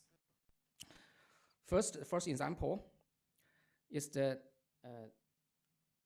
similarity between the Chinese law and that the first Chinese law, including PIL, named the Foreign-Related Economic Contracts Law, the 涉外经济合同法 also in 1987 or same year. And the similarity between this law and the Hague Convention on the law applicable to contracts for the international sale of goods. This, as observers, Chinese delegates attended the first meeting of the Special Commission in December 1982, which was charged with undertaking of the revision of the convention, this sale of goods convention. After a year, Chinese delegates attended the second meeting, and then Chinese delegates attended a diplomatic conference of October 1985 on this convention, and witnessed the approval of this convention. And almost during the same time, the Chinese law on foreign-related economic contracts came into force. The Article 5 of this law stated that the parties of a contract may choose the proper law applicable to the settlement of the contract disputes. In the absence of such a choice by the parties, the law of the country which has the closest connection with the contract should apply. And this rule is almost the same with the Hague Sale of Goods Convention, we can see. And more importantly, the Supreme People's Court of the PRC announced its interpretation on certain issues concerning the application of the foreign-related economic contracts law on October 18, 1987, also in this year. It took almost the same way about application of law related to international economic contracts, just as the convention did. So this is the first example that HCCH's impact on Chinese law. And another example is the second example is the acceptance of the habitual residence in Chinese PIL legislation as the from nationality to habitual residence in China's PIL legislation. It's a very important change in Chinese law. Nationality is a long-standing connecting factor in Chinese PIL, which can be found in the regulation on the application of law in the Beiyang government 100 years ago in the Mingguo, in People's Republic of China, in 1918. In this, the first PIL codification of China.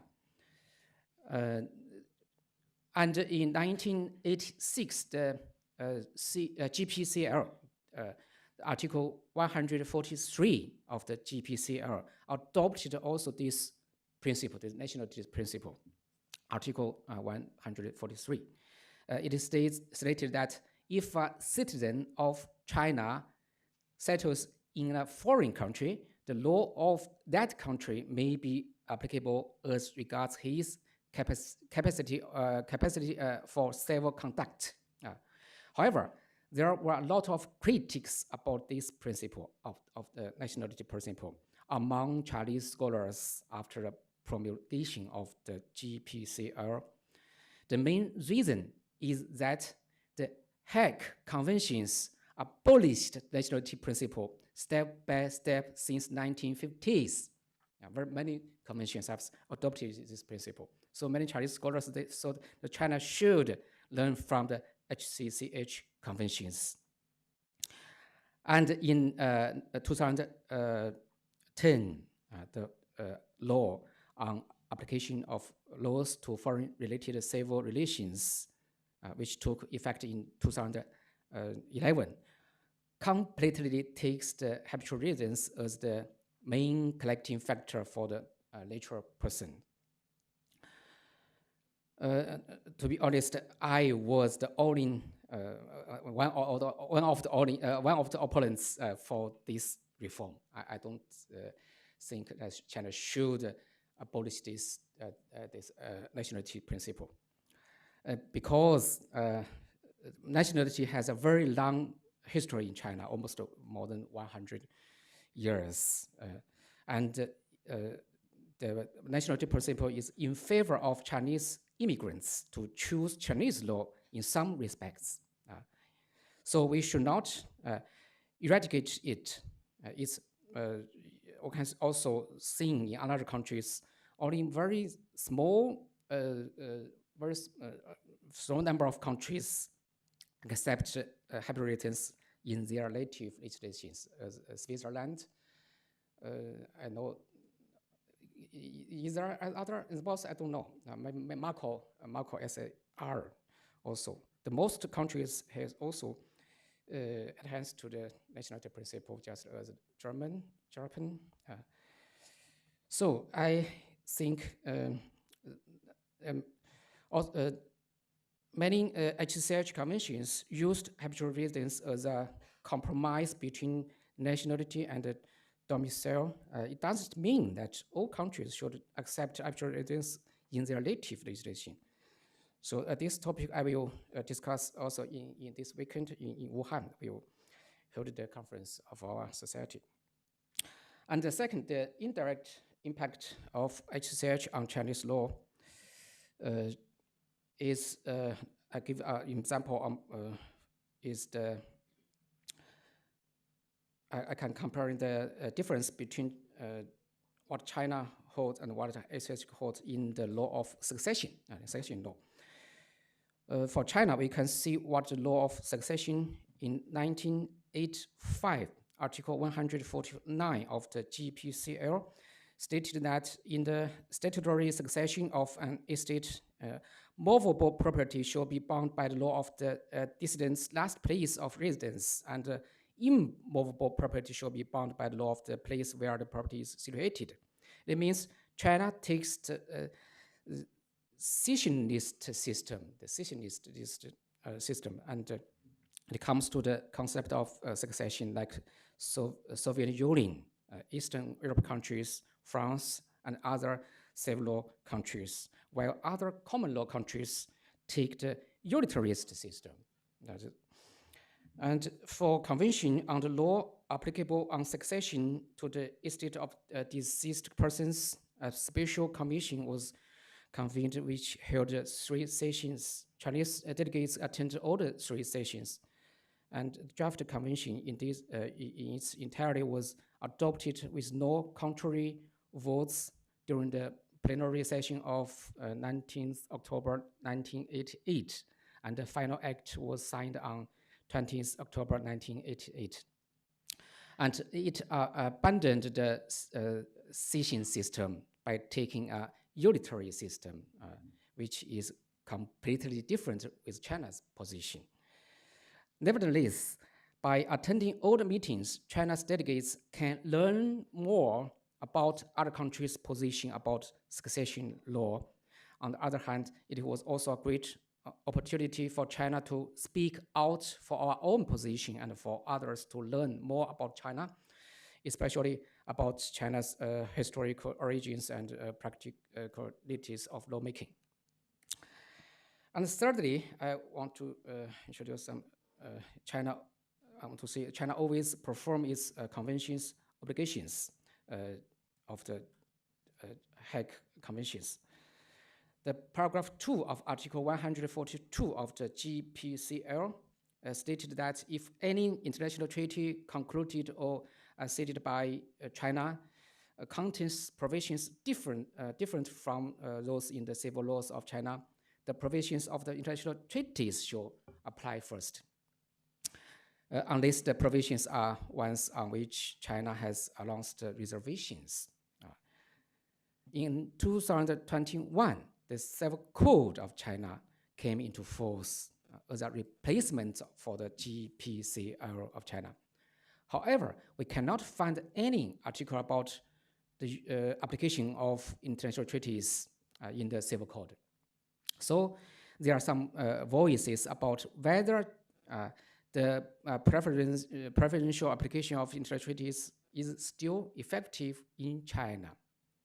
But on July 1st, 2023, in this year, the new law, the law on foreign relations, the 对外关系法, very important new law in China, which came into force. And this law put an end to this discussion. Article 30 of this act stated that the state concluded or participates in treaties and agreements in accordance with the Constitution and laws, and performs the obligations stipulated in relevant treaties and agreements in good faith. Treaties and agreements concluded or acceded by the state may not violate the Constitution of China. In the meantime, the CPC, Civil Procedure Law of China also keeps the articles about the preferential application of international treaties.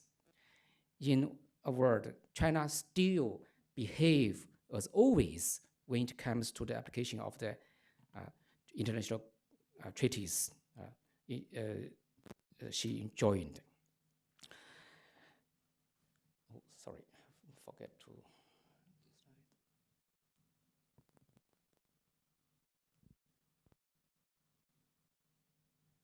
And now on the screen we can see all the Hague Conventions China has signed. They all played an important role in China's judicial and jurisdiction and connect China with more countries in civil and commercial matters. I'll take two of them by sharing two cases with you. One case, the first case is about inter-country adoption. Back to 1998, if I have no time, please tell me. Back to 1998, the adoption law of China learned from the Convention on Protection of Children and Cooperation in respect of inter-country adoption. And it was even before China signed it, the first Chinese adoption law. The adoption law put strict restrictions about the qualification of adopting a child in China if the adoptee is a foreigner. Paragraph 2 of Article 21 stated that where a foreigner wishes to adopt a child in China, the matter should be subject to examination and approval of the competent authorities of the country to which he or she belongs, in accordance with the law of that country. This rule is also in line with the Adoption Convention of the Hague, and it is in favor of the children's safety and interests. And let's see a case, a Chinese case in this topic. You can see this case. Miss Wang is a girl born in the US. Before both of her parents died, she was sent to Beijing by her father and taken care of by her aunt without letting her grandparents know. In order to be Wang's guardians, her grandparents came to Beijing and filed action against Wang's aunt to People's Court in Beijing. Wang's grandparents asked to be her legitimate guardians. On October 2005, the defendant delivered a verdict issued by an U.S. court, which announced that Wang's aunt is eligible to adopt Wang. On December 5th, 2007, the number 2 Intermediate People's Court in Beijing ruled that the U.S. verdict is invalid because there's no reciprocal relationship between China and U.S. However, on April 1st, 2008, the U.S. officially became a contracting party to the Adoption Convention of the Hague. So after 7 months, the People's Court in Beijing agreed to hear this case the third time. Also, the result of this case is not open yet. The U.S. verdict about Wang's adoption should be recognized since China and the U.S. now are both contracting parties of the convention. Moreover, as a result of the negotiation between China and the U.S.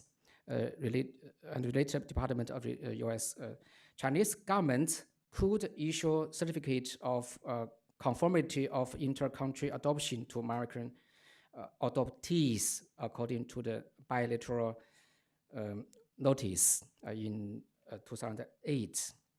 And since January 1st, 2009, in a nutshell, the convention makes it more convenient for China and other countries to communicate and cooperate in civil matters. And a second case is related to the Convention on the Taking of Evidence Abroad in Civil and Commercial Matters. And it happened in Shanghai, where I come from. It attracts a lot of attention because a famous sorcerer player was involved. In this case, you can see the second case, case 2. The case Arcalis de la Patagonia v. Racing Club Association Civil is accepted by the National Court in first instance in commercial matters of Buenos Aires, Argentina in 2020. In that case, the plaintiff, Arcalis Club, claimed 1.8 million US dollar from the defendant based on the transfer of economic rights arising from the transfer of the sorcerer player. And the Argentine court needed to know about the payments of the transfer price, fines, or other payments made by Shanghai Shenhua Club related to the player transfer, and the claims accordingly made by the Shenhua Club since the sorcerer player once was a contracting player of the Shenhua Club. The Argentinian court submitted a request for judicial assistance in evidence taking to the Ministry of Justice of China in October 2021, pursuant to the 1970 Convention on Taking of Evidence Abroad in Civil and Commercial Matters, which was forwarded in turn by the International Cooperation Department of the Supreme People's Court and the Shanghai High People's Court. The Pudong Primary People's Court, Shanghai, received a request letter on December 29, 2021. And after receiving the letter, the Pudong court examined the form and the substance of the request quickly and carefully in turn. First, it confirmed that the Republic of Argentina is a party to the Hague Evidence Convention, and there is no bilateral treaty between China and Argentina. And second, due to the impact of the COVID-19 epidemic, the Argentine court submitted a request for judicial assistance in taking evidence by email to China. The Shanghai court thinks that it should be considered in accordance with the Hague Evidence Taking Convention. And the third, the requirements are complied with the Hague Convention with no violation of the sovereignty, national security, and the public interest of China, and the method of evidence taking is in accordance with the relevant provision of China's civil procedure law. Therefore, the request should be responded in a timely manner. And on January 10th, 2022, the judge went to the business address of the Shenhua Club to deliver the judicial materials and take evidence. And this, the reason why I chose this case is that it is the first case in which the processing period is shorter than 30 days among all evidence-taking cases accepted by the Shanghai courts under convention, under evidence convention. In addition, the Free Trade Zone Court formulated the guideline for reviewing requests for investigation and taking evidence from foreign countries in civil and commercial cases based on international conventions and bilateral judicial assistance treaties in 2021. It sets a good example for the other countries, for other courts in China. And in recent years, Chinese government is actively participating and strongly supporting the formulation of new conventions, including the Choice of Court Convention. The Asia Pacific Regional Office in Hague Conference in Hong Kong, where we come together today, opened on December 13th, 2012. It shows a closer connection between China and the HCCH. To a brighter future as a private international law scholar, my suggestions are as follows. I give two suggestions. First of all, Chinese government should plan to put more conventions on its agenda. The first one, I think, is the Choice of Court Convention. I've written a paper about the possibility and the necessity of China to join this convention in 2016. I argued that the strongest reason for China's acceptance of this convention is that the main clauses of this convention are almost the same with what the Chinese civil procedure law stated. For example, Article 1 of the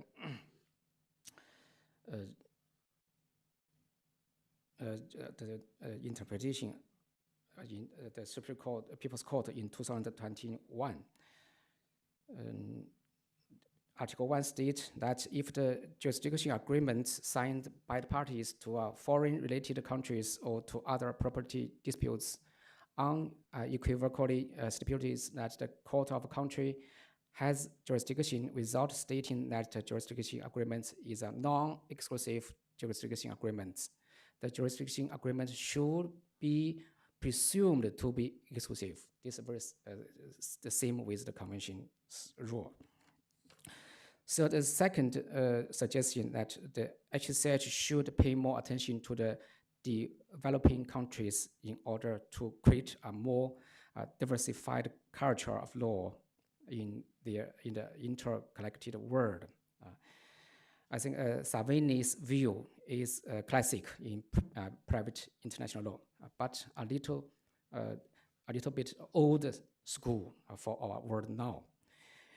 Unitarianism could not fulfill its goal in a multicultural modern world of law. All the cases related to foreign relations request judges to understand and to keep open-minded about different legal cultures and social temperament. It's unrealistic to unlock all the locks with only one key. More and more developing countries are joining the HCCH family in recent years and participating in the negotiation of the different conventions. It's true that more voices make it harder, more hard to say one voice. This is very hard. Nevertheless, I'm happy for the diversity and inclusiveness, and it is the hard evidence that private international law makes a step forward. So does the HCCH as an international organization. Ladies and gentlemen, there's a Chinese old idiom called 和而不同.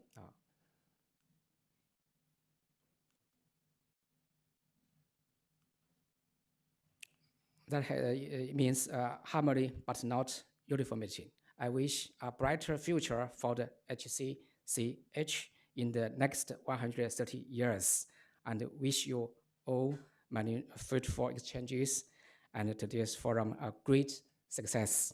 Thank you very much.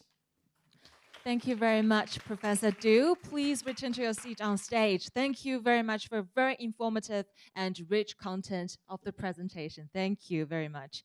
Now, ladies and gentlemen, I'd like to invite Professor Lim Sura to the podium to present the regional perspectives on the impact of the HCCH. Please.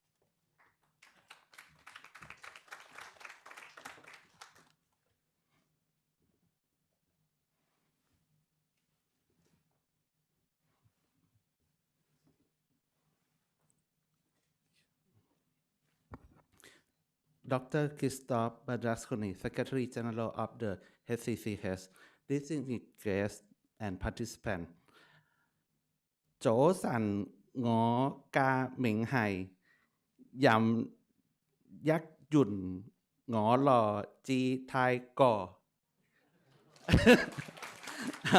Good morning, my name is Lin Yuan. I'm from Thailand. Let me begin by saying what an honor to be the part of the Asian Pacific Week 2023 and celebrate 130th anniversary of the HCCH. And I would like to thank the HCCH Regional Office for Asia and the Pacific to organize this event. The title of my presentation is A Journey of Thailand to the HCCH Christmas Carol. In Charles Dickens' novel, A Christmas Carol contains a colorful story from the mid-Victorian era that still teaches us much. The literature illustrates the most profound truths about the meaning of humanity. In this presentation, I humbly summon the three ghosts of Christmas to represent a journey of Thailand to the HCCH as similar part of Mr. Scrooge. The Ghost of Christmas part provides Thailand activity at the HCCH before joining as a state member. The Ghost of Christmas present thoughts on the impact of the HCCH on Thailand accession to the HCCH statute, and the Ghost of Christmas yet to come offer the humble suggestion that the HCCH could be considered. Thailand has sent her delegates to participate as observers at the invitation of the government of the Netherlands, beginning with the 19th section of the HCCH in 2002. A few months later, Thailand acceded to the Child Adoption Convention and ratified the Child Adoption Convention in 2004. Time that fly because the 19 is our lucky number, so it needs a Thailand 19th year since our first HCCH section. Finally, Thailand joined the club as 88 member in 2021. The reason we joined the HCCH would be that Thailand will be able to participate in the development of rules of private international law, which facilitate and govern cross-border activity in the area which correspond well with Thailand's interests.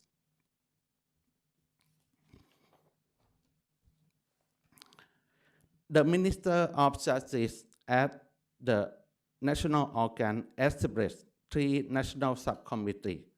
There are two subcommittees to study the possible of accession the Opposites Convention and the Service Convention. Furthermore, the last subcommittee is participate in prepare Thailand to represent in the HCCH. The work of Opposites Convention subcommittee is done. Thailand will soon submit her accession instrument because we got a new cabinet and a new minister now. The work of our Service Convention subcommittee is highly progressive. Next, I would like to present the private international law course syllabus for the Indian to understand Thailand private international law situation. The French approach has been long influenced Thai private international law since the first Thai scholar who wrote a private international law textbook graduated from French University. After that, many Thai jurists followed this approach. The private international law course syllabus would include the law of nationality, the legal status of alien, the conflict of law, the recognition and enforcement of foreign judgment, and the harmonization of private international law. However, in reality, the last topic is often omitted from teaching. Most Thai professors will concentrate on the law of nationality and conflict of law because they are more practical for law students. Hence, most of private international law publications only concentrate primarily on those two topics.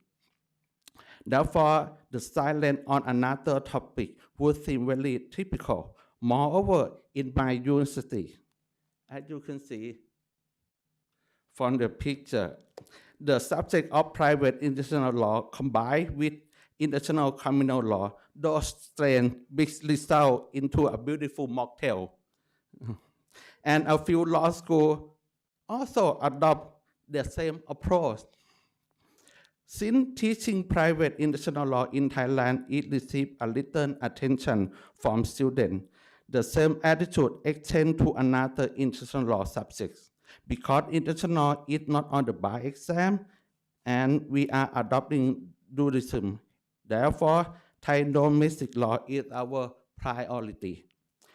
Therefore, I do not wonder why Thai lawyers and scholars do not pay serious attention to the topic of private international law.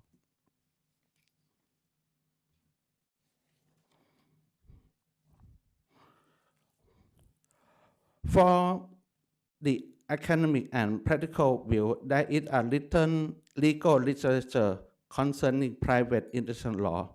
However, most judges are not closely familiar with the concept of private international law. Only some judges with an open mind will listen to the HCCH principle and apply them to the case. Only if one side of the party know about the HCCH principle and ask an expert witness to be in the case. Nevertheless, I cannot deny that after joining the HCCH, private international law had been discussed and developed rapidly in the past couple years, more than in the last couple decades. And more people now know that HCCH exists. This is the most significant impact of HCCH on Thailand.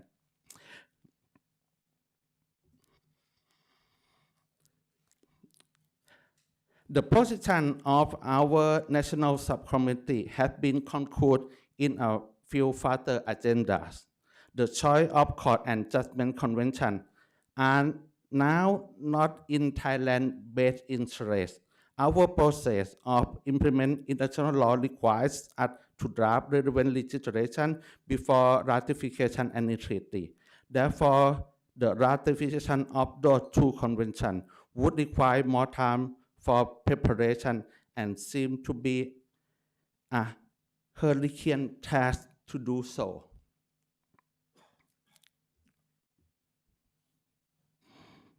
In my observation, many HCCH conventions are not yet enforced. This phenomenon does not reflect that they are unworthy conventions. It is impossible to have the single answer as to why states do not ratify those conventions.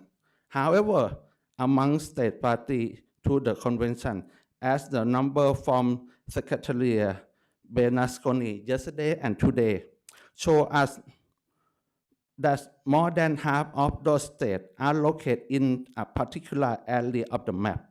Also, many conventions that conclude in a contemporary period, because they're not old and they're not new, have been ratified by only limited number of states and still located in the same area. In my very brief research, those contemporary period conventions seem to have been abandoned by the new HCCH member. I am not positive that those conventions involve any representative from our region during that time of drafting.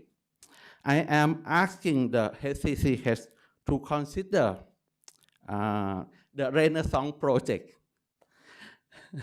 to revise those abundant convention with the geographically distribution working group. I believe that equity, not equity, equity representation in drafting process is essential. Even those non-HCCH members could involve as observed during the process and make some voice, hoping they not make some noise. As the future HCCH member, therefore those conventions shall be reborn and have a second chance to prove themselves again.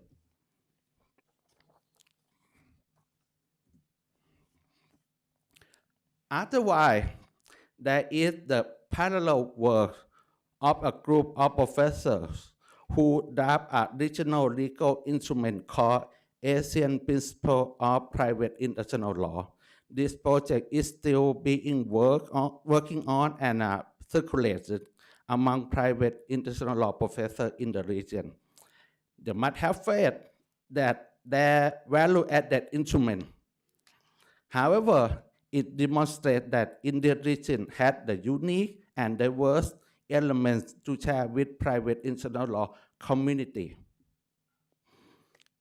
Moreover, last night I was dreaming that I am living in an animal farm of George Orwell. I realized that all states are equal, but some states are more equal than another. Thank goodness that it just was a dream. See, no, it's just a dream. I'm waking already. In accordance with Article 1 of the HCCH statute, provide that the purpose of the Hague Conference is to work for the progressive unification of the rules of international law. My last thought before ending the presentation is about the impact of the HCCH. The HCCH could demonstrate that it would unite the rule of private international law as a whole and welcome new member with an open arm. That is the end of my presentation. ต่อแจก Thank you ขอบคุณครับ Thank you. Thank you very much, Kakunka. Thank you. Well, thank you very much, Professor Lim Sila, for your very insightful analysis and very intriguing sharing. Thank you. Please have a seat. Thank you very much. Well, ladies and gentlemen, as we celebrate the remarkable journey of the past 130 years, it's only natural to start looking forward to the next 130 years. So next topic, let's move on to talk about the challenges and opportunities for the HCCH in the next 130 years. For this segment, we have the honor to have Justice Gao and Ms. Lim to provide their perspectives. And Justice Gao, please join us on the podium to share your thoughts first. Thank you.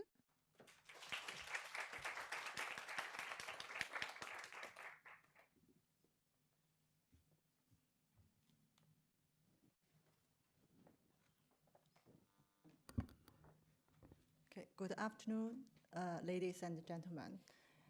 I'm very happy to be with you to celebrate the 130th anniversary of the Hague Conference on Private International Law.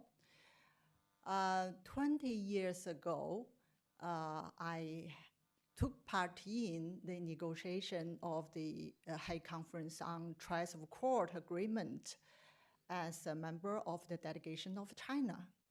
And Dr. Jing Sun is the group leader at that time. Yeah, I always remember the exciting days we spent in Hague, a very beautiful city. And more than 10 years before, I participate the memorial ceremony of the official open door of the regional office for Asia Pacific of HCCH in Hong Kong. And after that, I still working with my judge colleagues to make our contribution to the negotiation of the 2090 Judgment Convention. And now we're moving to work for the jurisdiction project. So today, to be here to join this meeting is really very meaningful for me. My topic is looking forward to the next 130 years, challenges and opportunities for the HCCH. It's really very difficult for me to foresee something for the next 130 years, but I want to share with you of my suggestion to the work of HCCH in the coming days. Before this, I want to take these opportunities to introduce a little bit about the application of the Hague Convention in judicial practice in the court system of China. And as you know, China has, as a member of the HCCH, has acceded to 3 of the core conventions, namely the Opposite Convention, Service Convention, and Evidence Convention, and ratified the Adoption Convention and signed the Choice of Court Convention.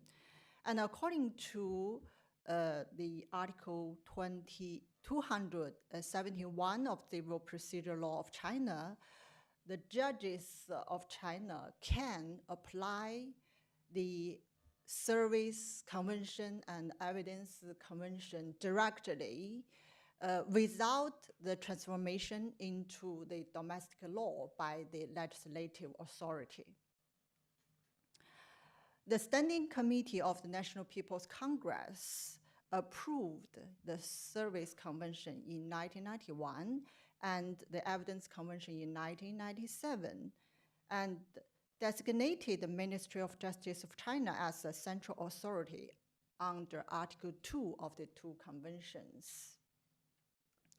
And the Service Convention and the Evidence Convention, I can say, is the most well-known conventions to the Chinese judges. Yeah, because we always apply these 2 conventions in our international transaction litigation. We took many measures to facilitate the application of the 2 conventions.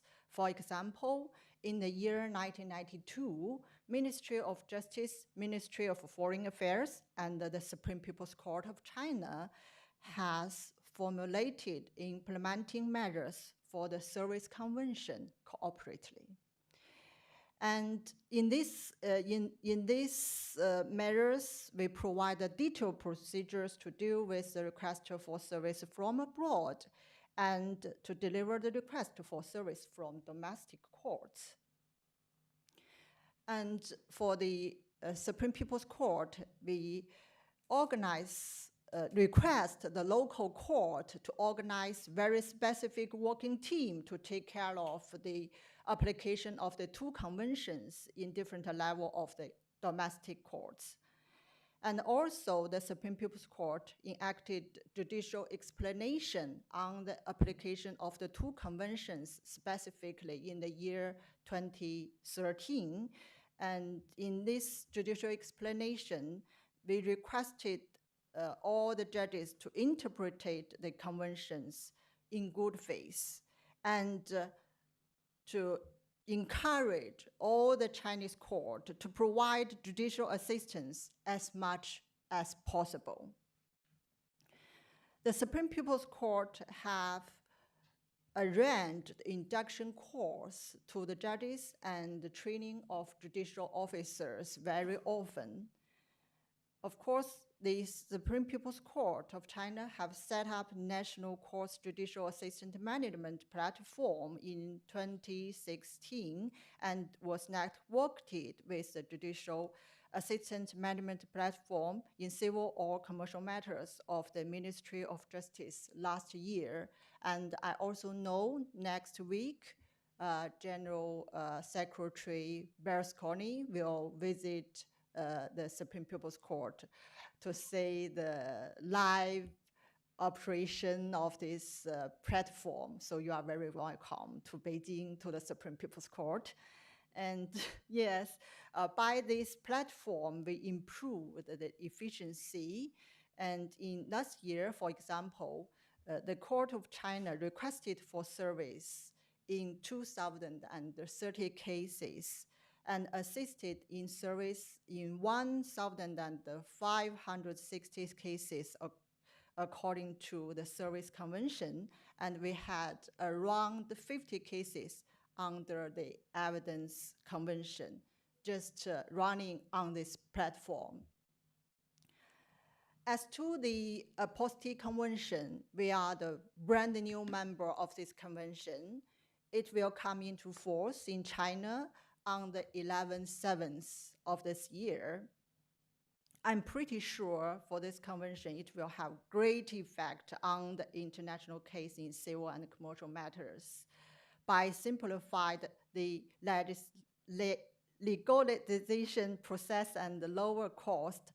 And the Supreme People's Court, now we are preparing the draft of a notice to all the local court to uniform the application of this convention in our court system. As for the Trust of Court Convention, we have signed this convention by the Chinese government, but it hasn't been ratified by the legislative authority yet. However, I must say this convention also have great effect on our judicial practice. For example, the arrangement of the recognition and enforcement of the civil and commercial judgment between the mainland court and the Hong Kong SAR courts. This agreement has been signed by the Supreme People's Court and the government of the Hong Kong Special Administrative Region. This is from the Supreme People's Court is a kind of judicial explanation on these issues. So this has been applied very well. From another perspective, the first day of this month, September, the Standing Committee of the National People's Congress have revised our civil procedure law. It will come into force the first day of next year. In this very important civil procedure law, it has been practiced daily by our judges.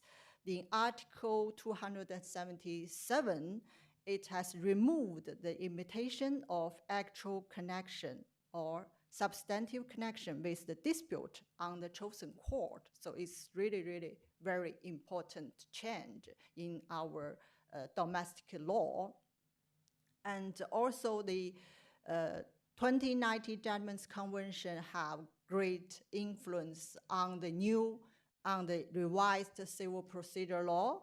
Just for examples, in Article 300, in this article is brand new for us. It provides the grounds on the refusal of the recognition and enforcement of foreign judgments. So it's really come from this new convention. And I also knew this convention just has come into force. So congratulations. And that's a general introduction of the application of the Hague Conventions in the judicial practice of China court system.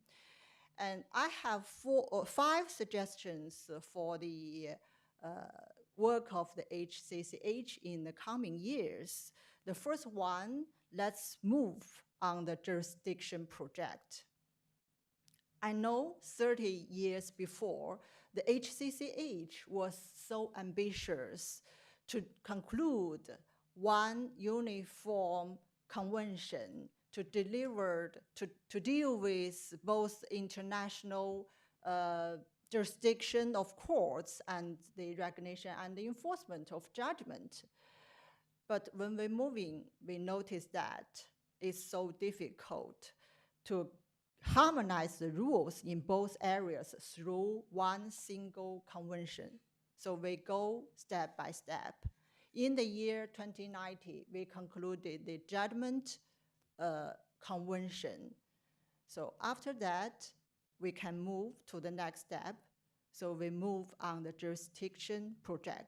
It is very, very important for the court in the international transaction litigation to harmonize the international jurisdiction. So I think the HCCH is doing a very great job. So let's move on this project. The second suggestion for me is to promote the core convention of HCCH. I know HCCH organizes special commission meetings to review the practical operations of its core convention and instruments, adopts conclusions and recommendations aimed at promoting best practices and improving their operation. That's very important. However, I want to say HCCH should also notice that there's some problems for the domestic courts during the application of these conventions. Just for example, from the perspective of the Chinese judicial practice, the courts of China have sent the certificate on service to the foreign application authority in 87.55% cases. However, the Chinese court got the certificate on service from foreign authority after the request only in 34.3% cases. So it's very big difference. And another example, some of the requests for service of writ of summons did not provide sufficient time to the defendant to appear in the court. So that's a very, very serious problems during the application of this service convention. And another example is China has declared the reservation of service channels provided in Article 10 of this convention. However, some of the contracting states' courts did not notice it and still send judicial documents directly to the persons in China by postal channels. So all the judges who specialized in the international transaction litigation noticed we have this kind of problems during the application of the service convention. That's from the aspect of Chinese judicial practice. So I think it's meaningful for HCCH to notice these kind of problems during the application of the convention, during the promotion. And the third suggestion for me is to improve the post-convention work. And I know for HCCH has do a lot of things in this field with the development of the technology. For example, promote the tag for e-service and the use of video link under the evidence convention, and promote the EAPP, means electronic apostille program. For this program, it aimed at facilitating the issuance of e-postilles and the electronic verification of both paper and e-apostille under this convention. So it's really, really very important. So HCCH is keeping the pace with the modern age. And the fourth suggestion for me is let's continue the Access Foreign Law project. I noticed that in the year 2009, the HCCH has discussed about the issue whether or not to put the Access Foreign Law project into the agenda. And you worked some years, but it stopped there. I want to mention here is we have three obstacles in the judicial practice in the China court system in our international transaction litigation, namely the service abroad, the taking of evidence abroad, the last one, and the third one is to access the foreign law. Because for the judges with the civil law background, civil law tradition is really very difficult for us to, to get the case law tradition legal resource. So I think the HCCH can make effort in this aspect. That's what we are expecting.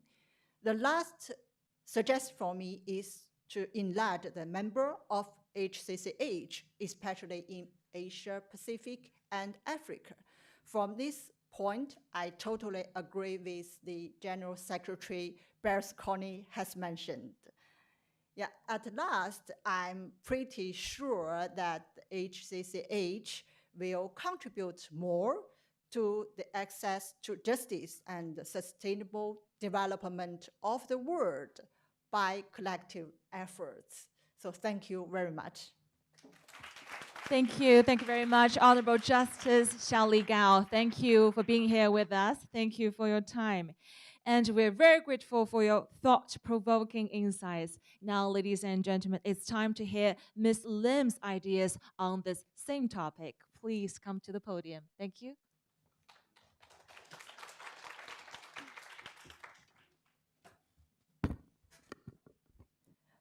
Good afternoon, distinguished guests, ladies and gentlemen. First, sincere thanks to the Secretary General of the HCCH for inviting Singapore to speak at this event. It is a privilege for us to be represented here, and we are most happy to celebrate the 130th anniversary of the HCCH with you. A heartfelt appreciation also to the HCCH, the Department of Justice of Hong Kong SAR, People's Republic of China, and Hong Kong University for the excellent organization of this event. Thank you for your kind welcome and generous hospitality. It was 8 years ago, in 2015, that I attended my first HCCH meeting, and that was the working group meeting for the Judgments Project. That was a year after Singapore became a member of the HCCH in 2014. And just a few months before, we had signed the Choice of Court Convention in May 2015. So Singapore decided we had to actively participate as a new member. And so I was there at The Hague with my colleague, and that began a very fruitful journey of participating actively at the HCCH.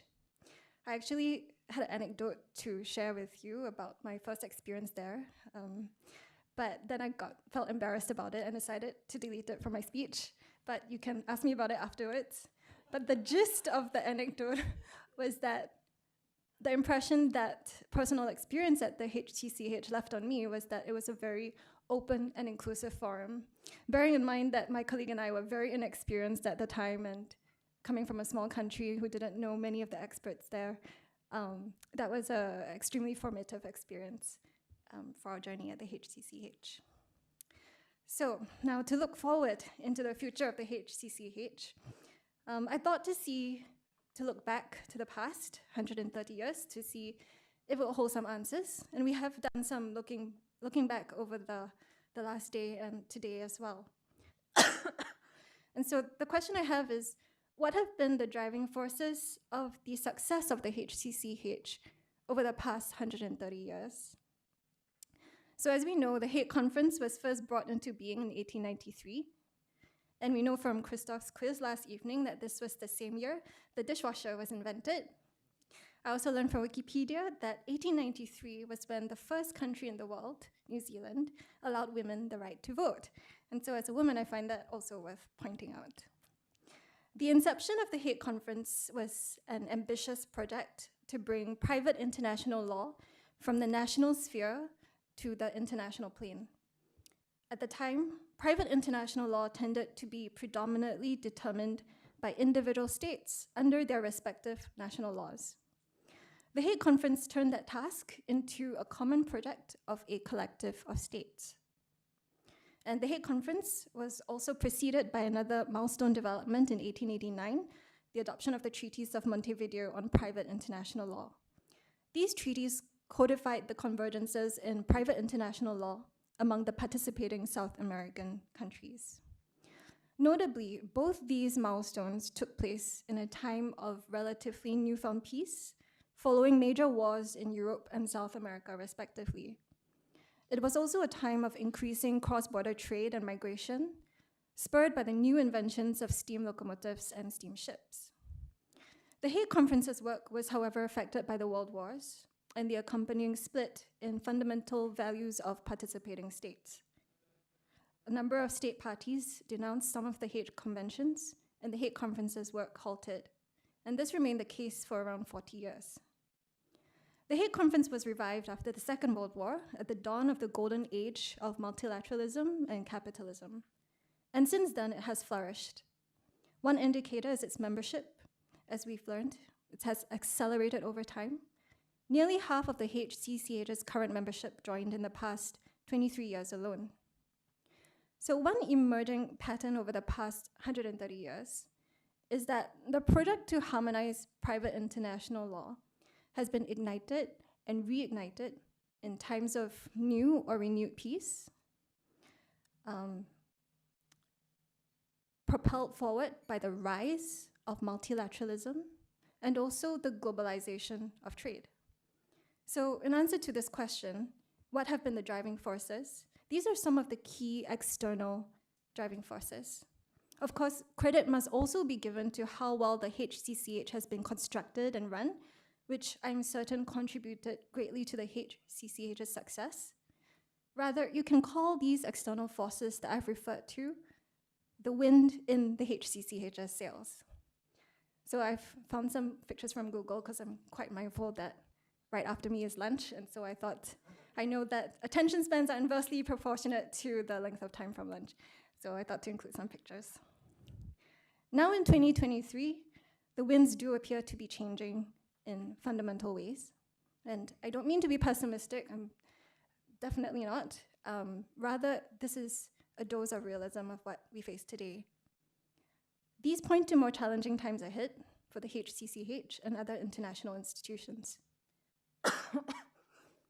Around the world, there is a rise in nationalism that has not been seen for a long time. There are groups and movements that would prefer to build walls than build bridges. There is also an increasing risk of global economic fragmentation, the converse of the economic integration that has been the ideal for so long. And there is the ongoing war in Russia and Ukraine, between Russia and Ukraine, with implications for the wider world. So I think there are challenging times ahead, and I took heart from Christoph's analogy just now of how the HCCH is really a piece, a jigsaw piece in the puzzle of world peace. And that is also why we continue. Singapore as a country strongly supports multilateralism and will continue to support the work of institutions such as the HCCH. There are at least 3 things that I believe will help the HCCH stay resilient into the future. First, the HCCH's value proposition is pragmatic and non-ideological. The mandate of the HCCH is the progressive unification of private international law. This articulates not an ideological goal, but sets out an important means of achieving various common purposes. It refers not to uniformity, but to unification, which has a very different meaning. So in my view, it is not about making states apply the exact same rules. It is about unifying our purposes. So if the HCCH were like a rope, it would be one that does not this, but one that does more of this. And one demonstration of this is the Child Abduction Convention, which has 125 contracting parties. Under the convention, a wrongfully removed child is to be returned to the child's country of habitual residence, but with a number of different exceptions, such as when the return would expose the child to physical or psychological harm, or if the child has been in the other destination for more than a year and has settled in that destination already. These provisions prioritize the common underlying purpose of protecting the child, even if this comes at the expense of uniformity. When our countries agree to send us as delegates into the negotiating room, we may come from very divergent perspectives, but our common purposes relate to the same real transnational issue that we want to solve. There will continue to be transnational problems that will draw states together with a common desire to find solutions. For one thing, cross-border flows remain strong and sometimes are even on the rise, especially digital flows. For the HCCH, we think the task will be to maintain its pragmatic stance and to continue to astutely identify the issues of salience, not to just a handful of states who already are like-minded, but a representative cross-section of states who will agree to put aside their differences and invest resources to address these issues. The second thing I think will make the HCCH resilient is its commitment to respecting diversity. My main role in Singapore is as a policymaker at the Ministry of Law. When assessing whether we should become a party to the convention, we will weigh the benefit and value to be gained from the convention against the cost of changing our existing policy choices as embodied in our existing laws, as shown in this diagram. So if an existing policy choice no longer works for us, or if it is not as important as the value we would gain from the convention, it would be easier for us to agree to amend it in favor of the approach in the convention. But if a policy choice is important or fundamental to us, having to change it may make it a bit more difficult for us to join a convention. So to use the happy hour illustration, the golden ball is like happy hour. We would like some time to rest after work. But say I'm an introvert, and I would much rather stay at home to relax. For me, the cost of changing my policy choice to go out will be much higher. With that perspective in mind, for HCCH convention to gain the widespread acceptance of states, it has to find a sweet spot. So on the one hand, the convention has to do enough to change the status quo to add value. On the other hand, it should ideally not affect the fundamental policy choices of a prospective party. And adding to the complexity of the task is that there is much diversity in what policy choices are important to different states, depending on their traditions and cultures. Thankfully, the participants of the HCCH have devised a wide range of innovative techniques to find this sweet spot. If we look at the evidence convention, one of the ways it adds value is by establishing a main cooperation channel among central authorities and providing an obligation of cooperation. For other methods of taking evidence across borders, which some states may find more objectionable due to sovereignty concerns, it makes them optional. States can declare they will not apply Chapter 2, which sets out a menu of optional methods, or that they will apply some of these methods, but not others. This menu of options technique is also used in the Service Convention, which establishes a main channel for the cross-border transmission of documents to be served, and also sets out a menu of other channels of transmission that states can opt out of if they find those channels objectionable. There is another technique. This is used in the 2019 Judgments Convention, the adding on technique. The Judgments Convention preserves the grounds for the recognition and enforcement of foreign judgments available under a state's existing national laws, but it adds value by adding to these grounds additional grounds on which a foreign judgment is eligible for recognition and enforcement. So this technique does not require more changes to a state's national law than are necessary to achieve its objectives. The same technique is also used in the 1961 Form of Wills Convention, which, if I understand correctly, preserves the existing choice of law connecting factors used under a state's existing national law while adding on other connecting factors.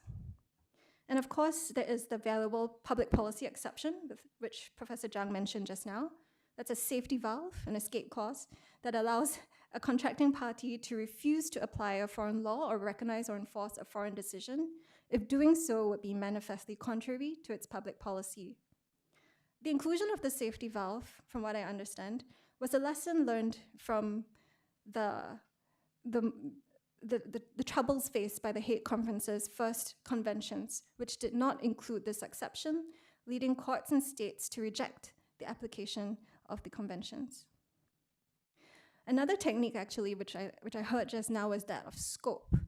I think it was the example that Ms. Zhao gave in the earlier speeches of how when there are areas, subject matter areas, where it's difficult for states to find consensus, we use scope to exclude them and maybe find other ways, bilateral ways perhaps, to deal with them. And that was the case in the anti-competition clause. But thanks to China's proposal, just enough of anti-competition matters was still included in the convention for the convention to be able to move the needle as much as possible. So with these techniques, respecting diversity at the HCCH can look something like this. Believe it or not, all the flowers in this picture belong to the same plant. That's the lantana. A successful HCCH convention, I think, is like a lantana. It allows its contracting parties, the flowers, to retain their uniqueness while still belonging to the same plant. Now, finding the sweet spot requires more than legal techniques. it also requires a strong commitment to listening to delegations at the negotiating table when they, in good faith, signal that they have important policy choices they do not wish to change. It also means that states should be at the negotiating table if they wish to be provided with a solution that will be acceptable to them in the future. And so that brings me to my third point, continued outreach to all countries. So they will come to the table on the issues they care about and join HCCH conventions when it is in their interests to do so.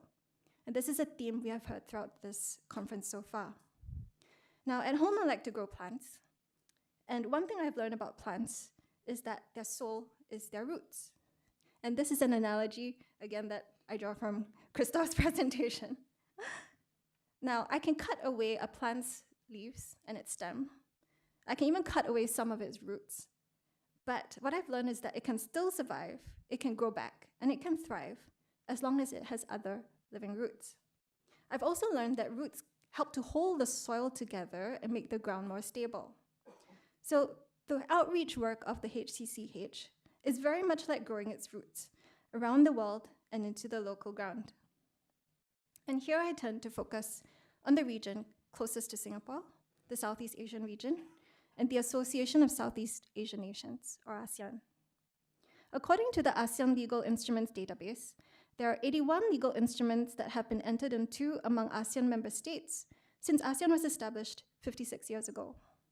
As far as I'm aware, not one of those legal instruments is predominantly on private international law, conflicts of law as we strictly understand it. This makes the HCCH conventions a natural first choice for facilitating cooperation among ASEAN member states on private international law. Rather than create new regional legal instruments or expend resources on many bilateral ones, ASEAN can instead consider tapping on the wider network of cooperation already available under HCCH conventions. Today, 8 of the 10 ASEAN countries are party to at least one HCCH convention. 5 ASEAN countries are HCCH members. Singapore's view is that there is a lot more potential to be unlocked to harness the benefits of the HCCH for the progress and prosperity of our region. For Singapore, our first connection to the HCCH was actually in 1978, when we became a party to the Evidence Convention. In 2010, we joined the Child Abduction Convention, and things have picked up since. We became a member of the HCCH in 2014, as I mentioned. Since then, we've joined 3 more conventions: the Choice of Court Convention, Apostasy Convention, and just this year, the Service Convention. So that's 3 conventions in 10 years. We continue to study more HCCH conventions, and so I believe this number will increase. In this context, we are pleased to see increasing HCCH activities in ASEAN. This includes, for example, the first Asia-Pacific regional meeting of the International Hague Network of Judges in Singapore in 2016, an ASEAN HCCH engagement that took place on the sidelines of the virtual ASEAN Senior Law Officials meeting in October 2021, the HCCH Asia Pacific Week in the Philippines last October, and the ASEAN Law Forum in Vietnam last November on mutual legal assistance under the framework of the HCCH. I'm pleased to also announce that in 2025, the 4th global meeting of the International Hague Network of Judges will be hosted in Singapore and will be held together with a HCCH Judicial Roundtable on the 1980 and 1996 conventions. Such activities help ASEAN countries better understand how the HCCH's work can help advance our respective interests as well as ASEAN's collective goals. That is why I would suggest this, that ASEAN member states could consider moving from ad hoc HCCH activities in ASEAN to making these existing activities and ongoing activities more sustained, more effective, and more systematic through a longer-term framework of cooperation between the HCCH and ASEAN. And that is something Singapore would certainly support. So with that one concrete suggestion and lunch just around the corner, I will end my remarks. Thank you.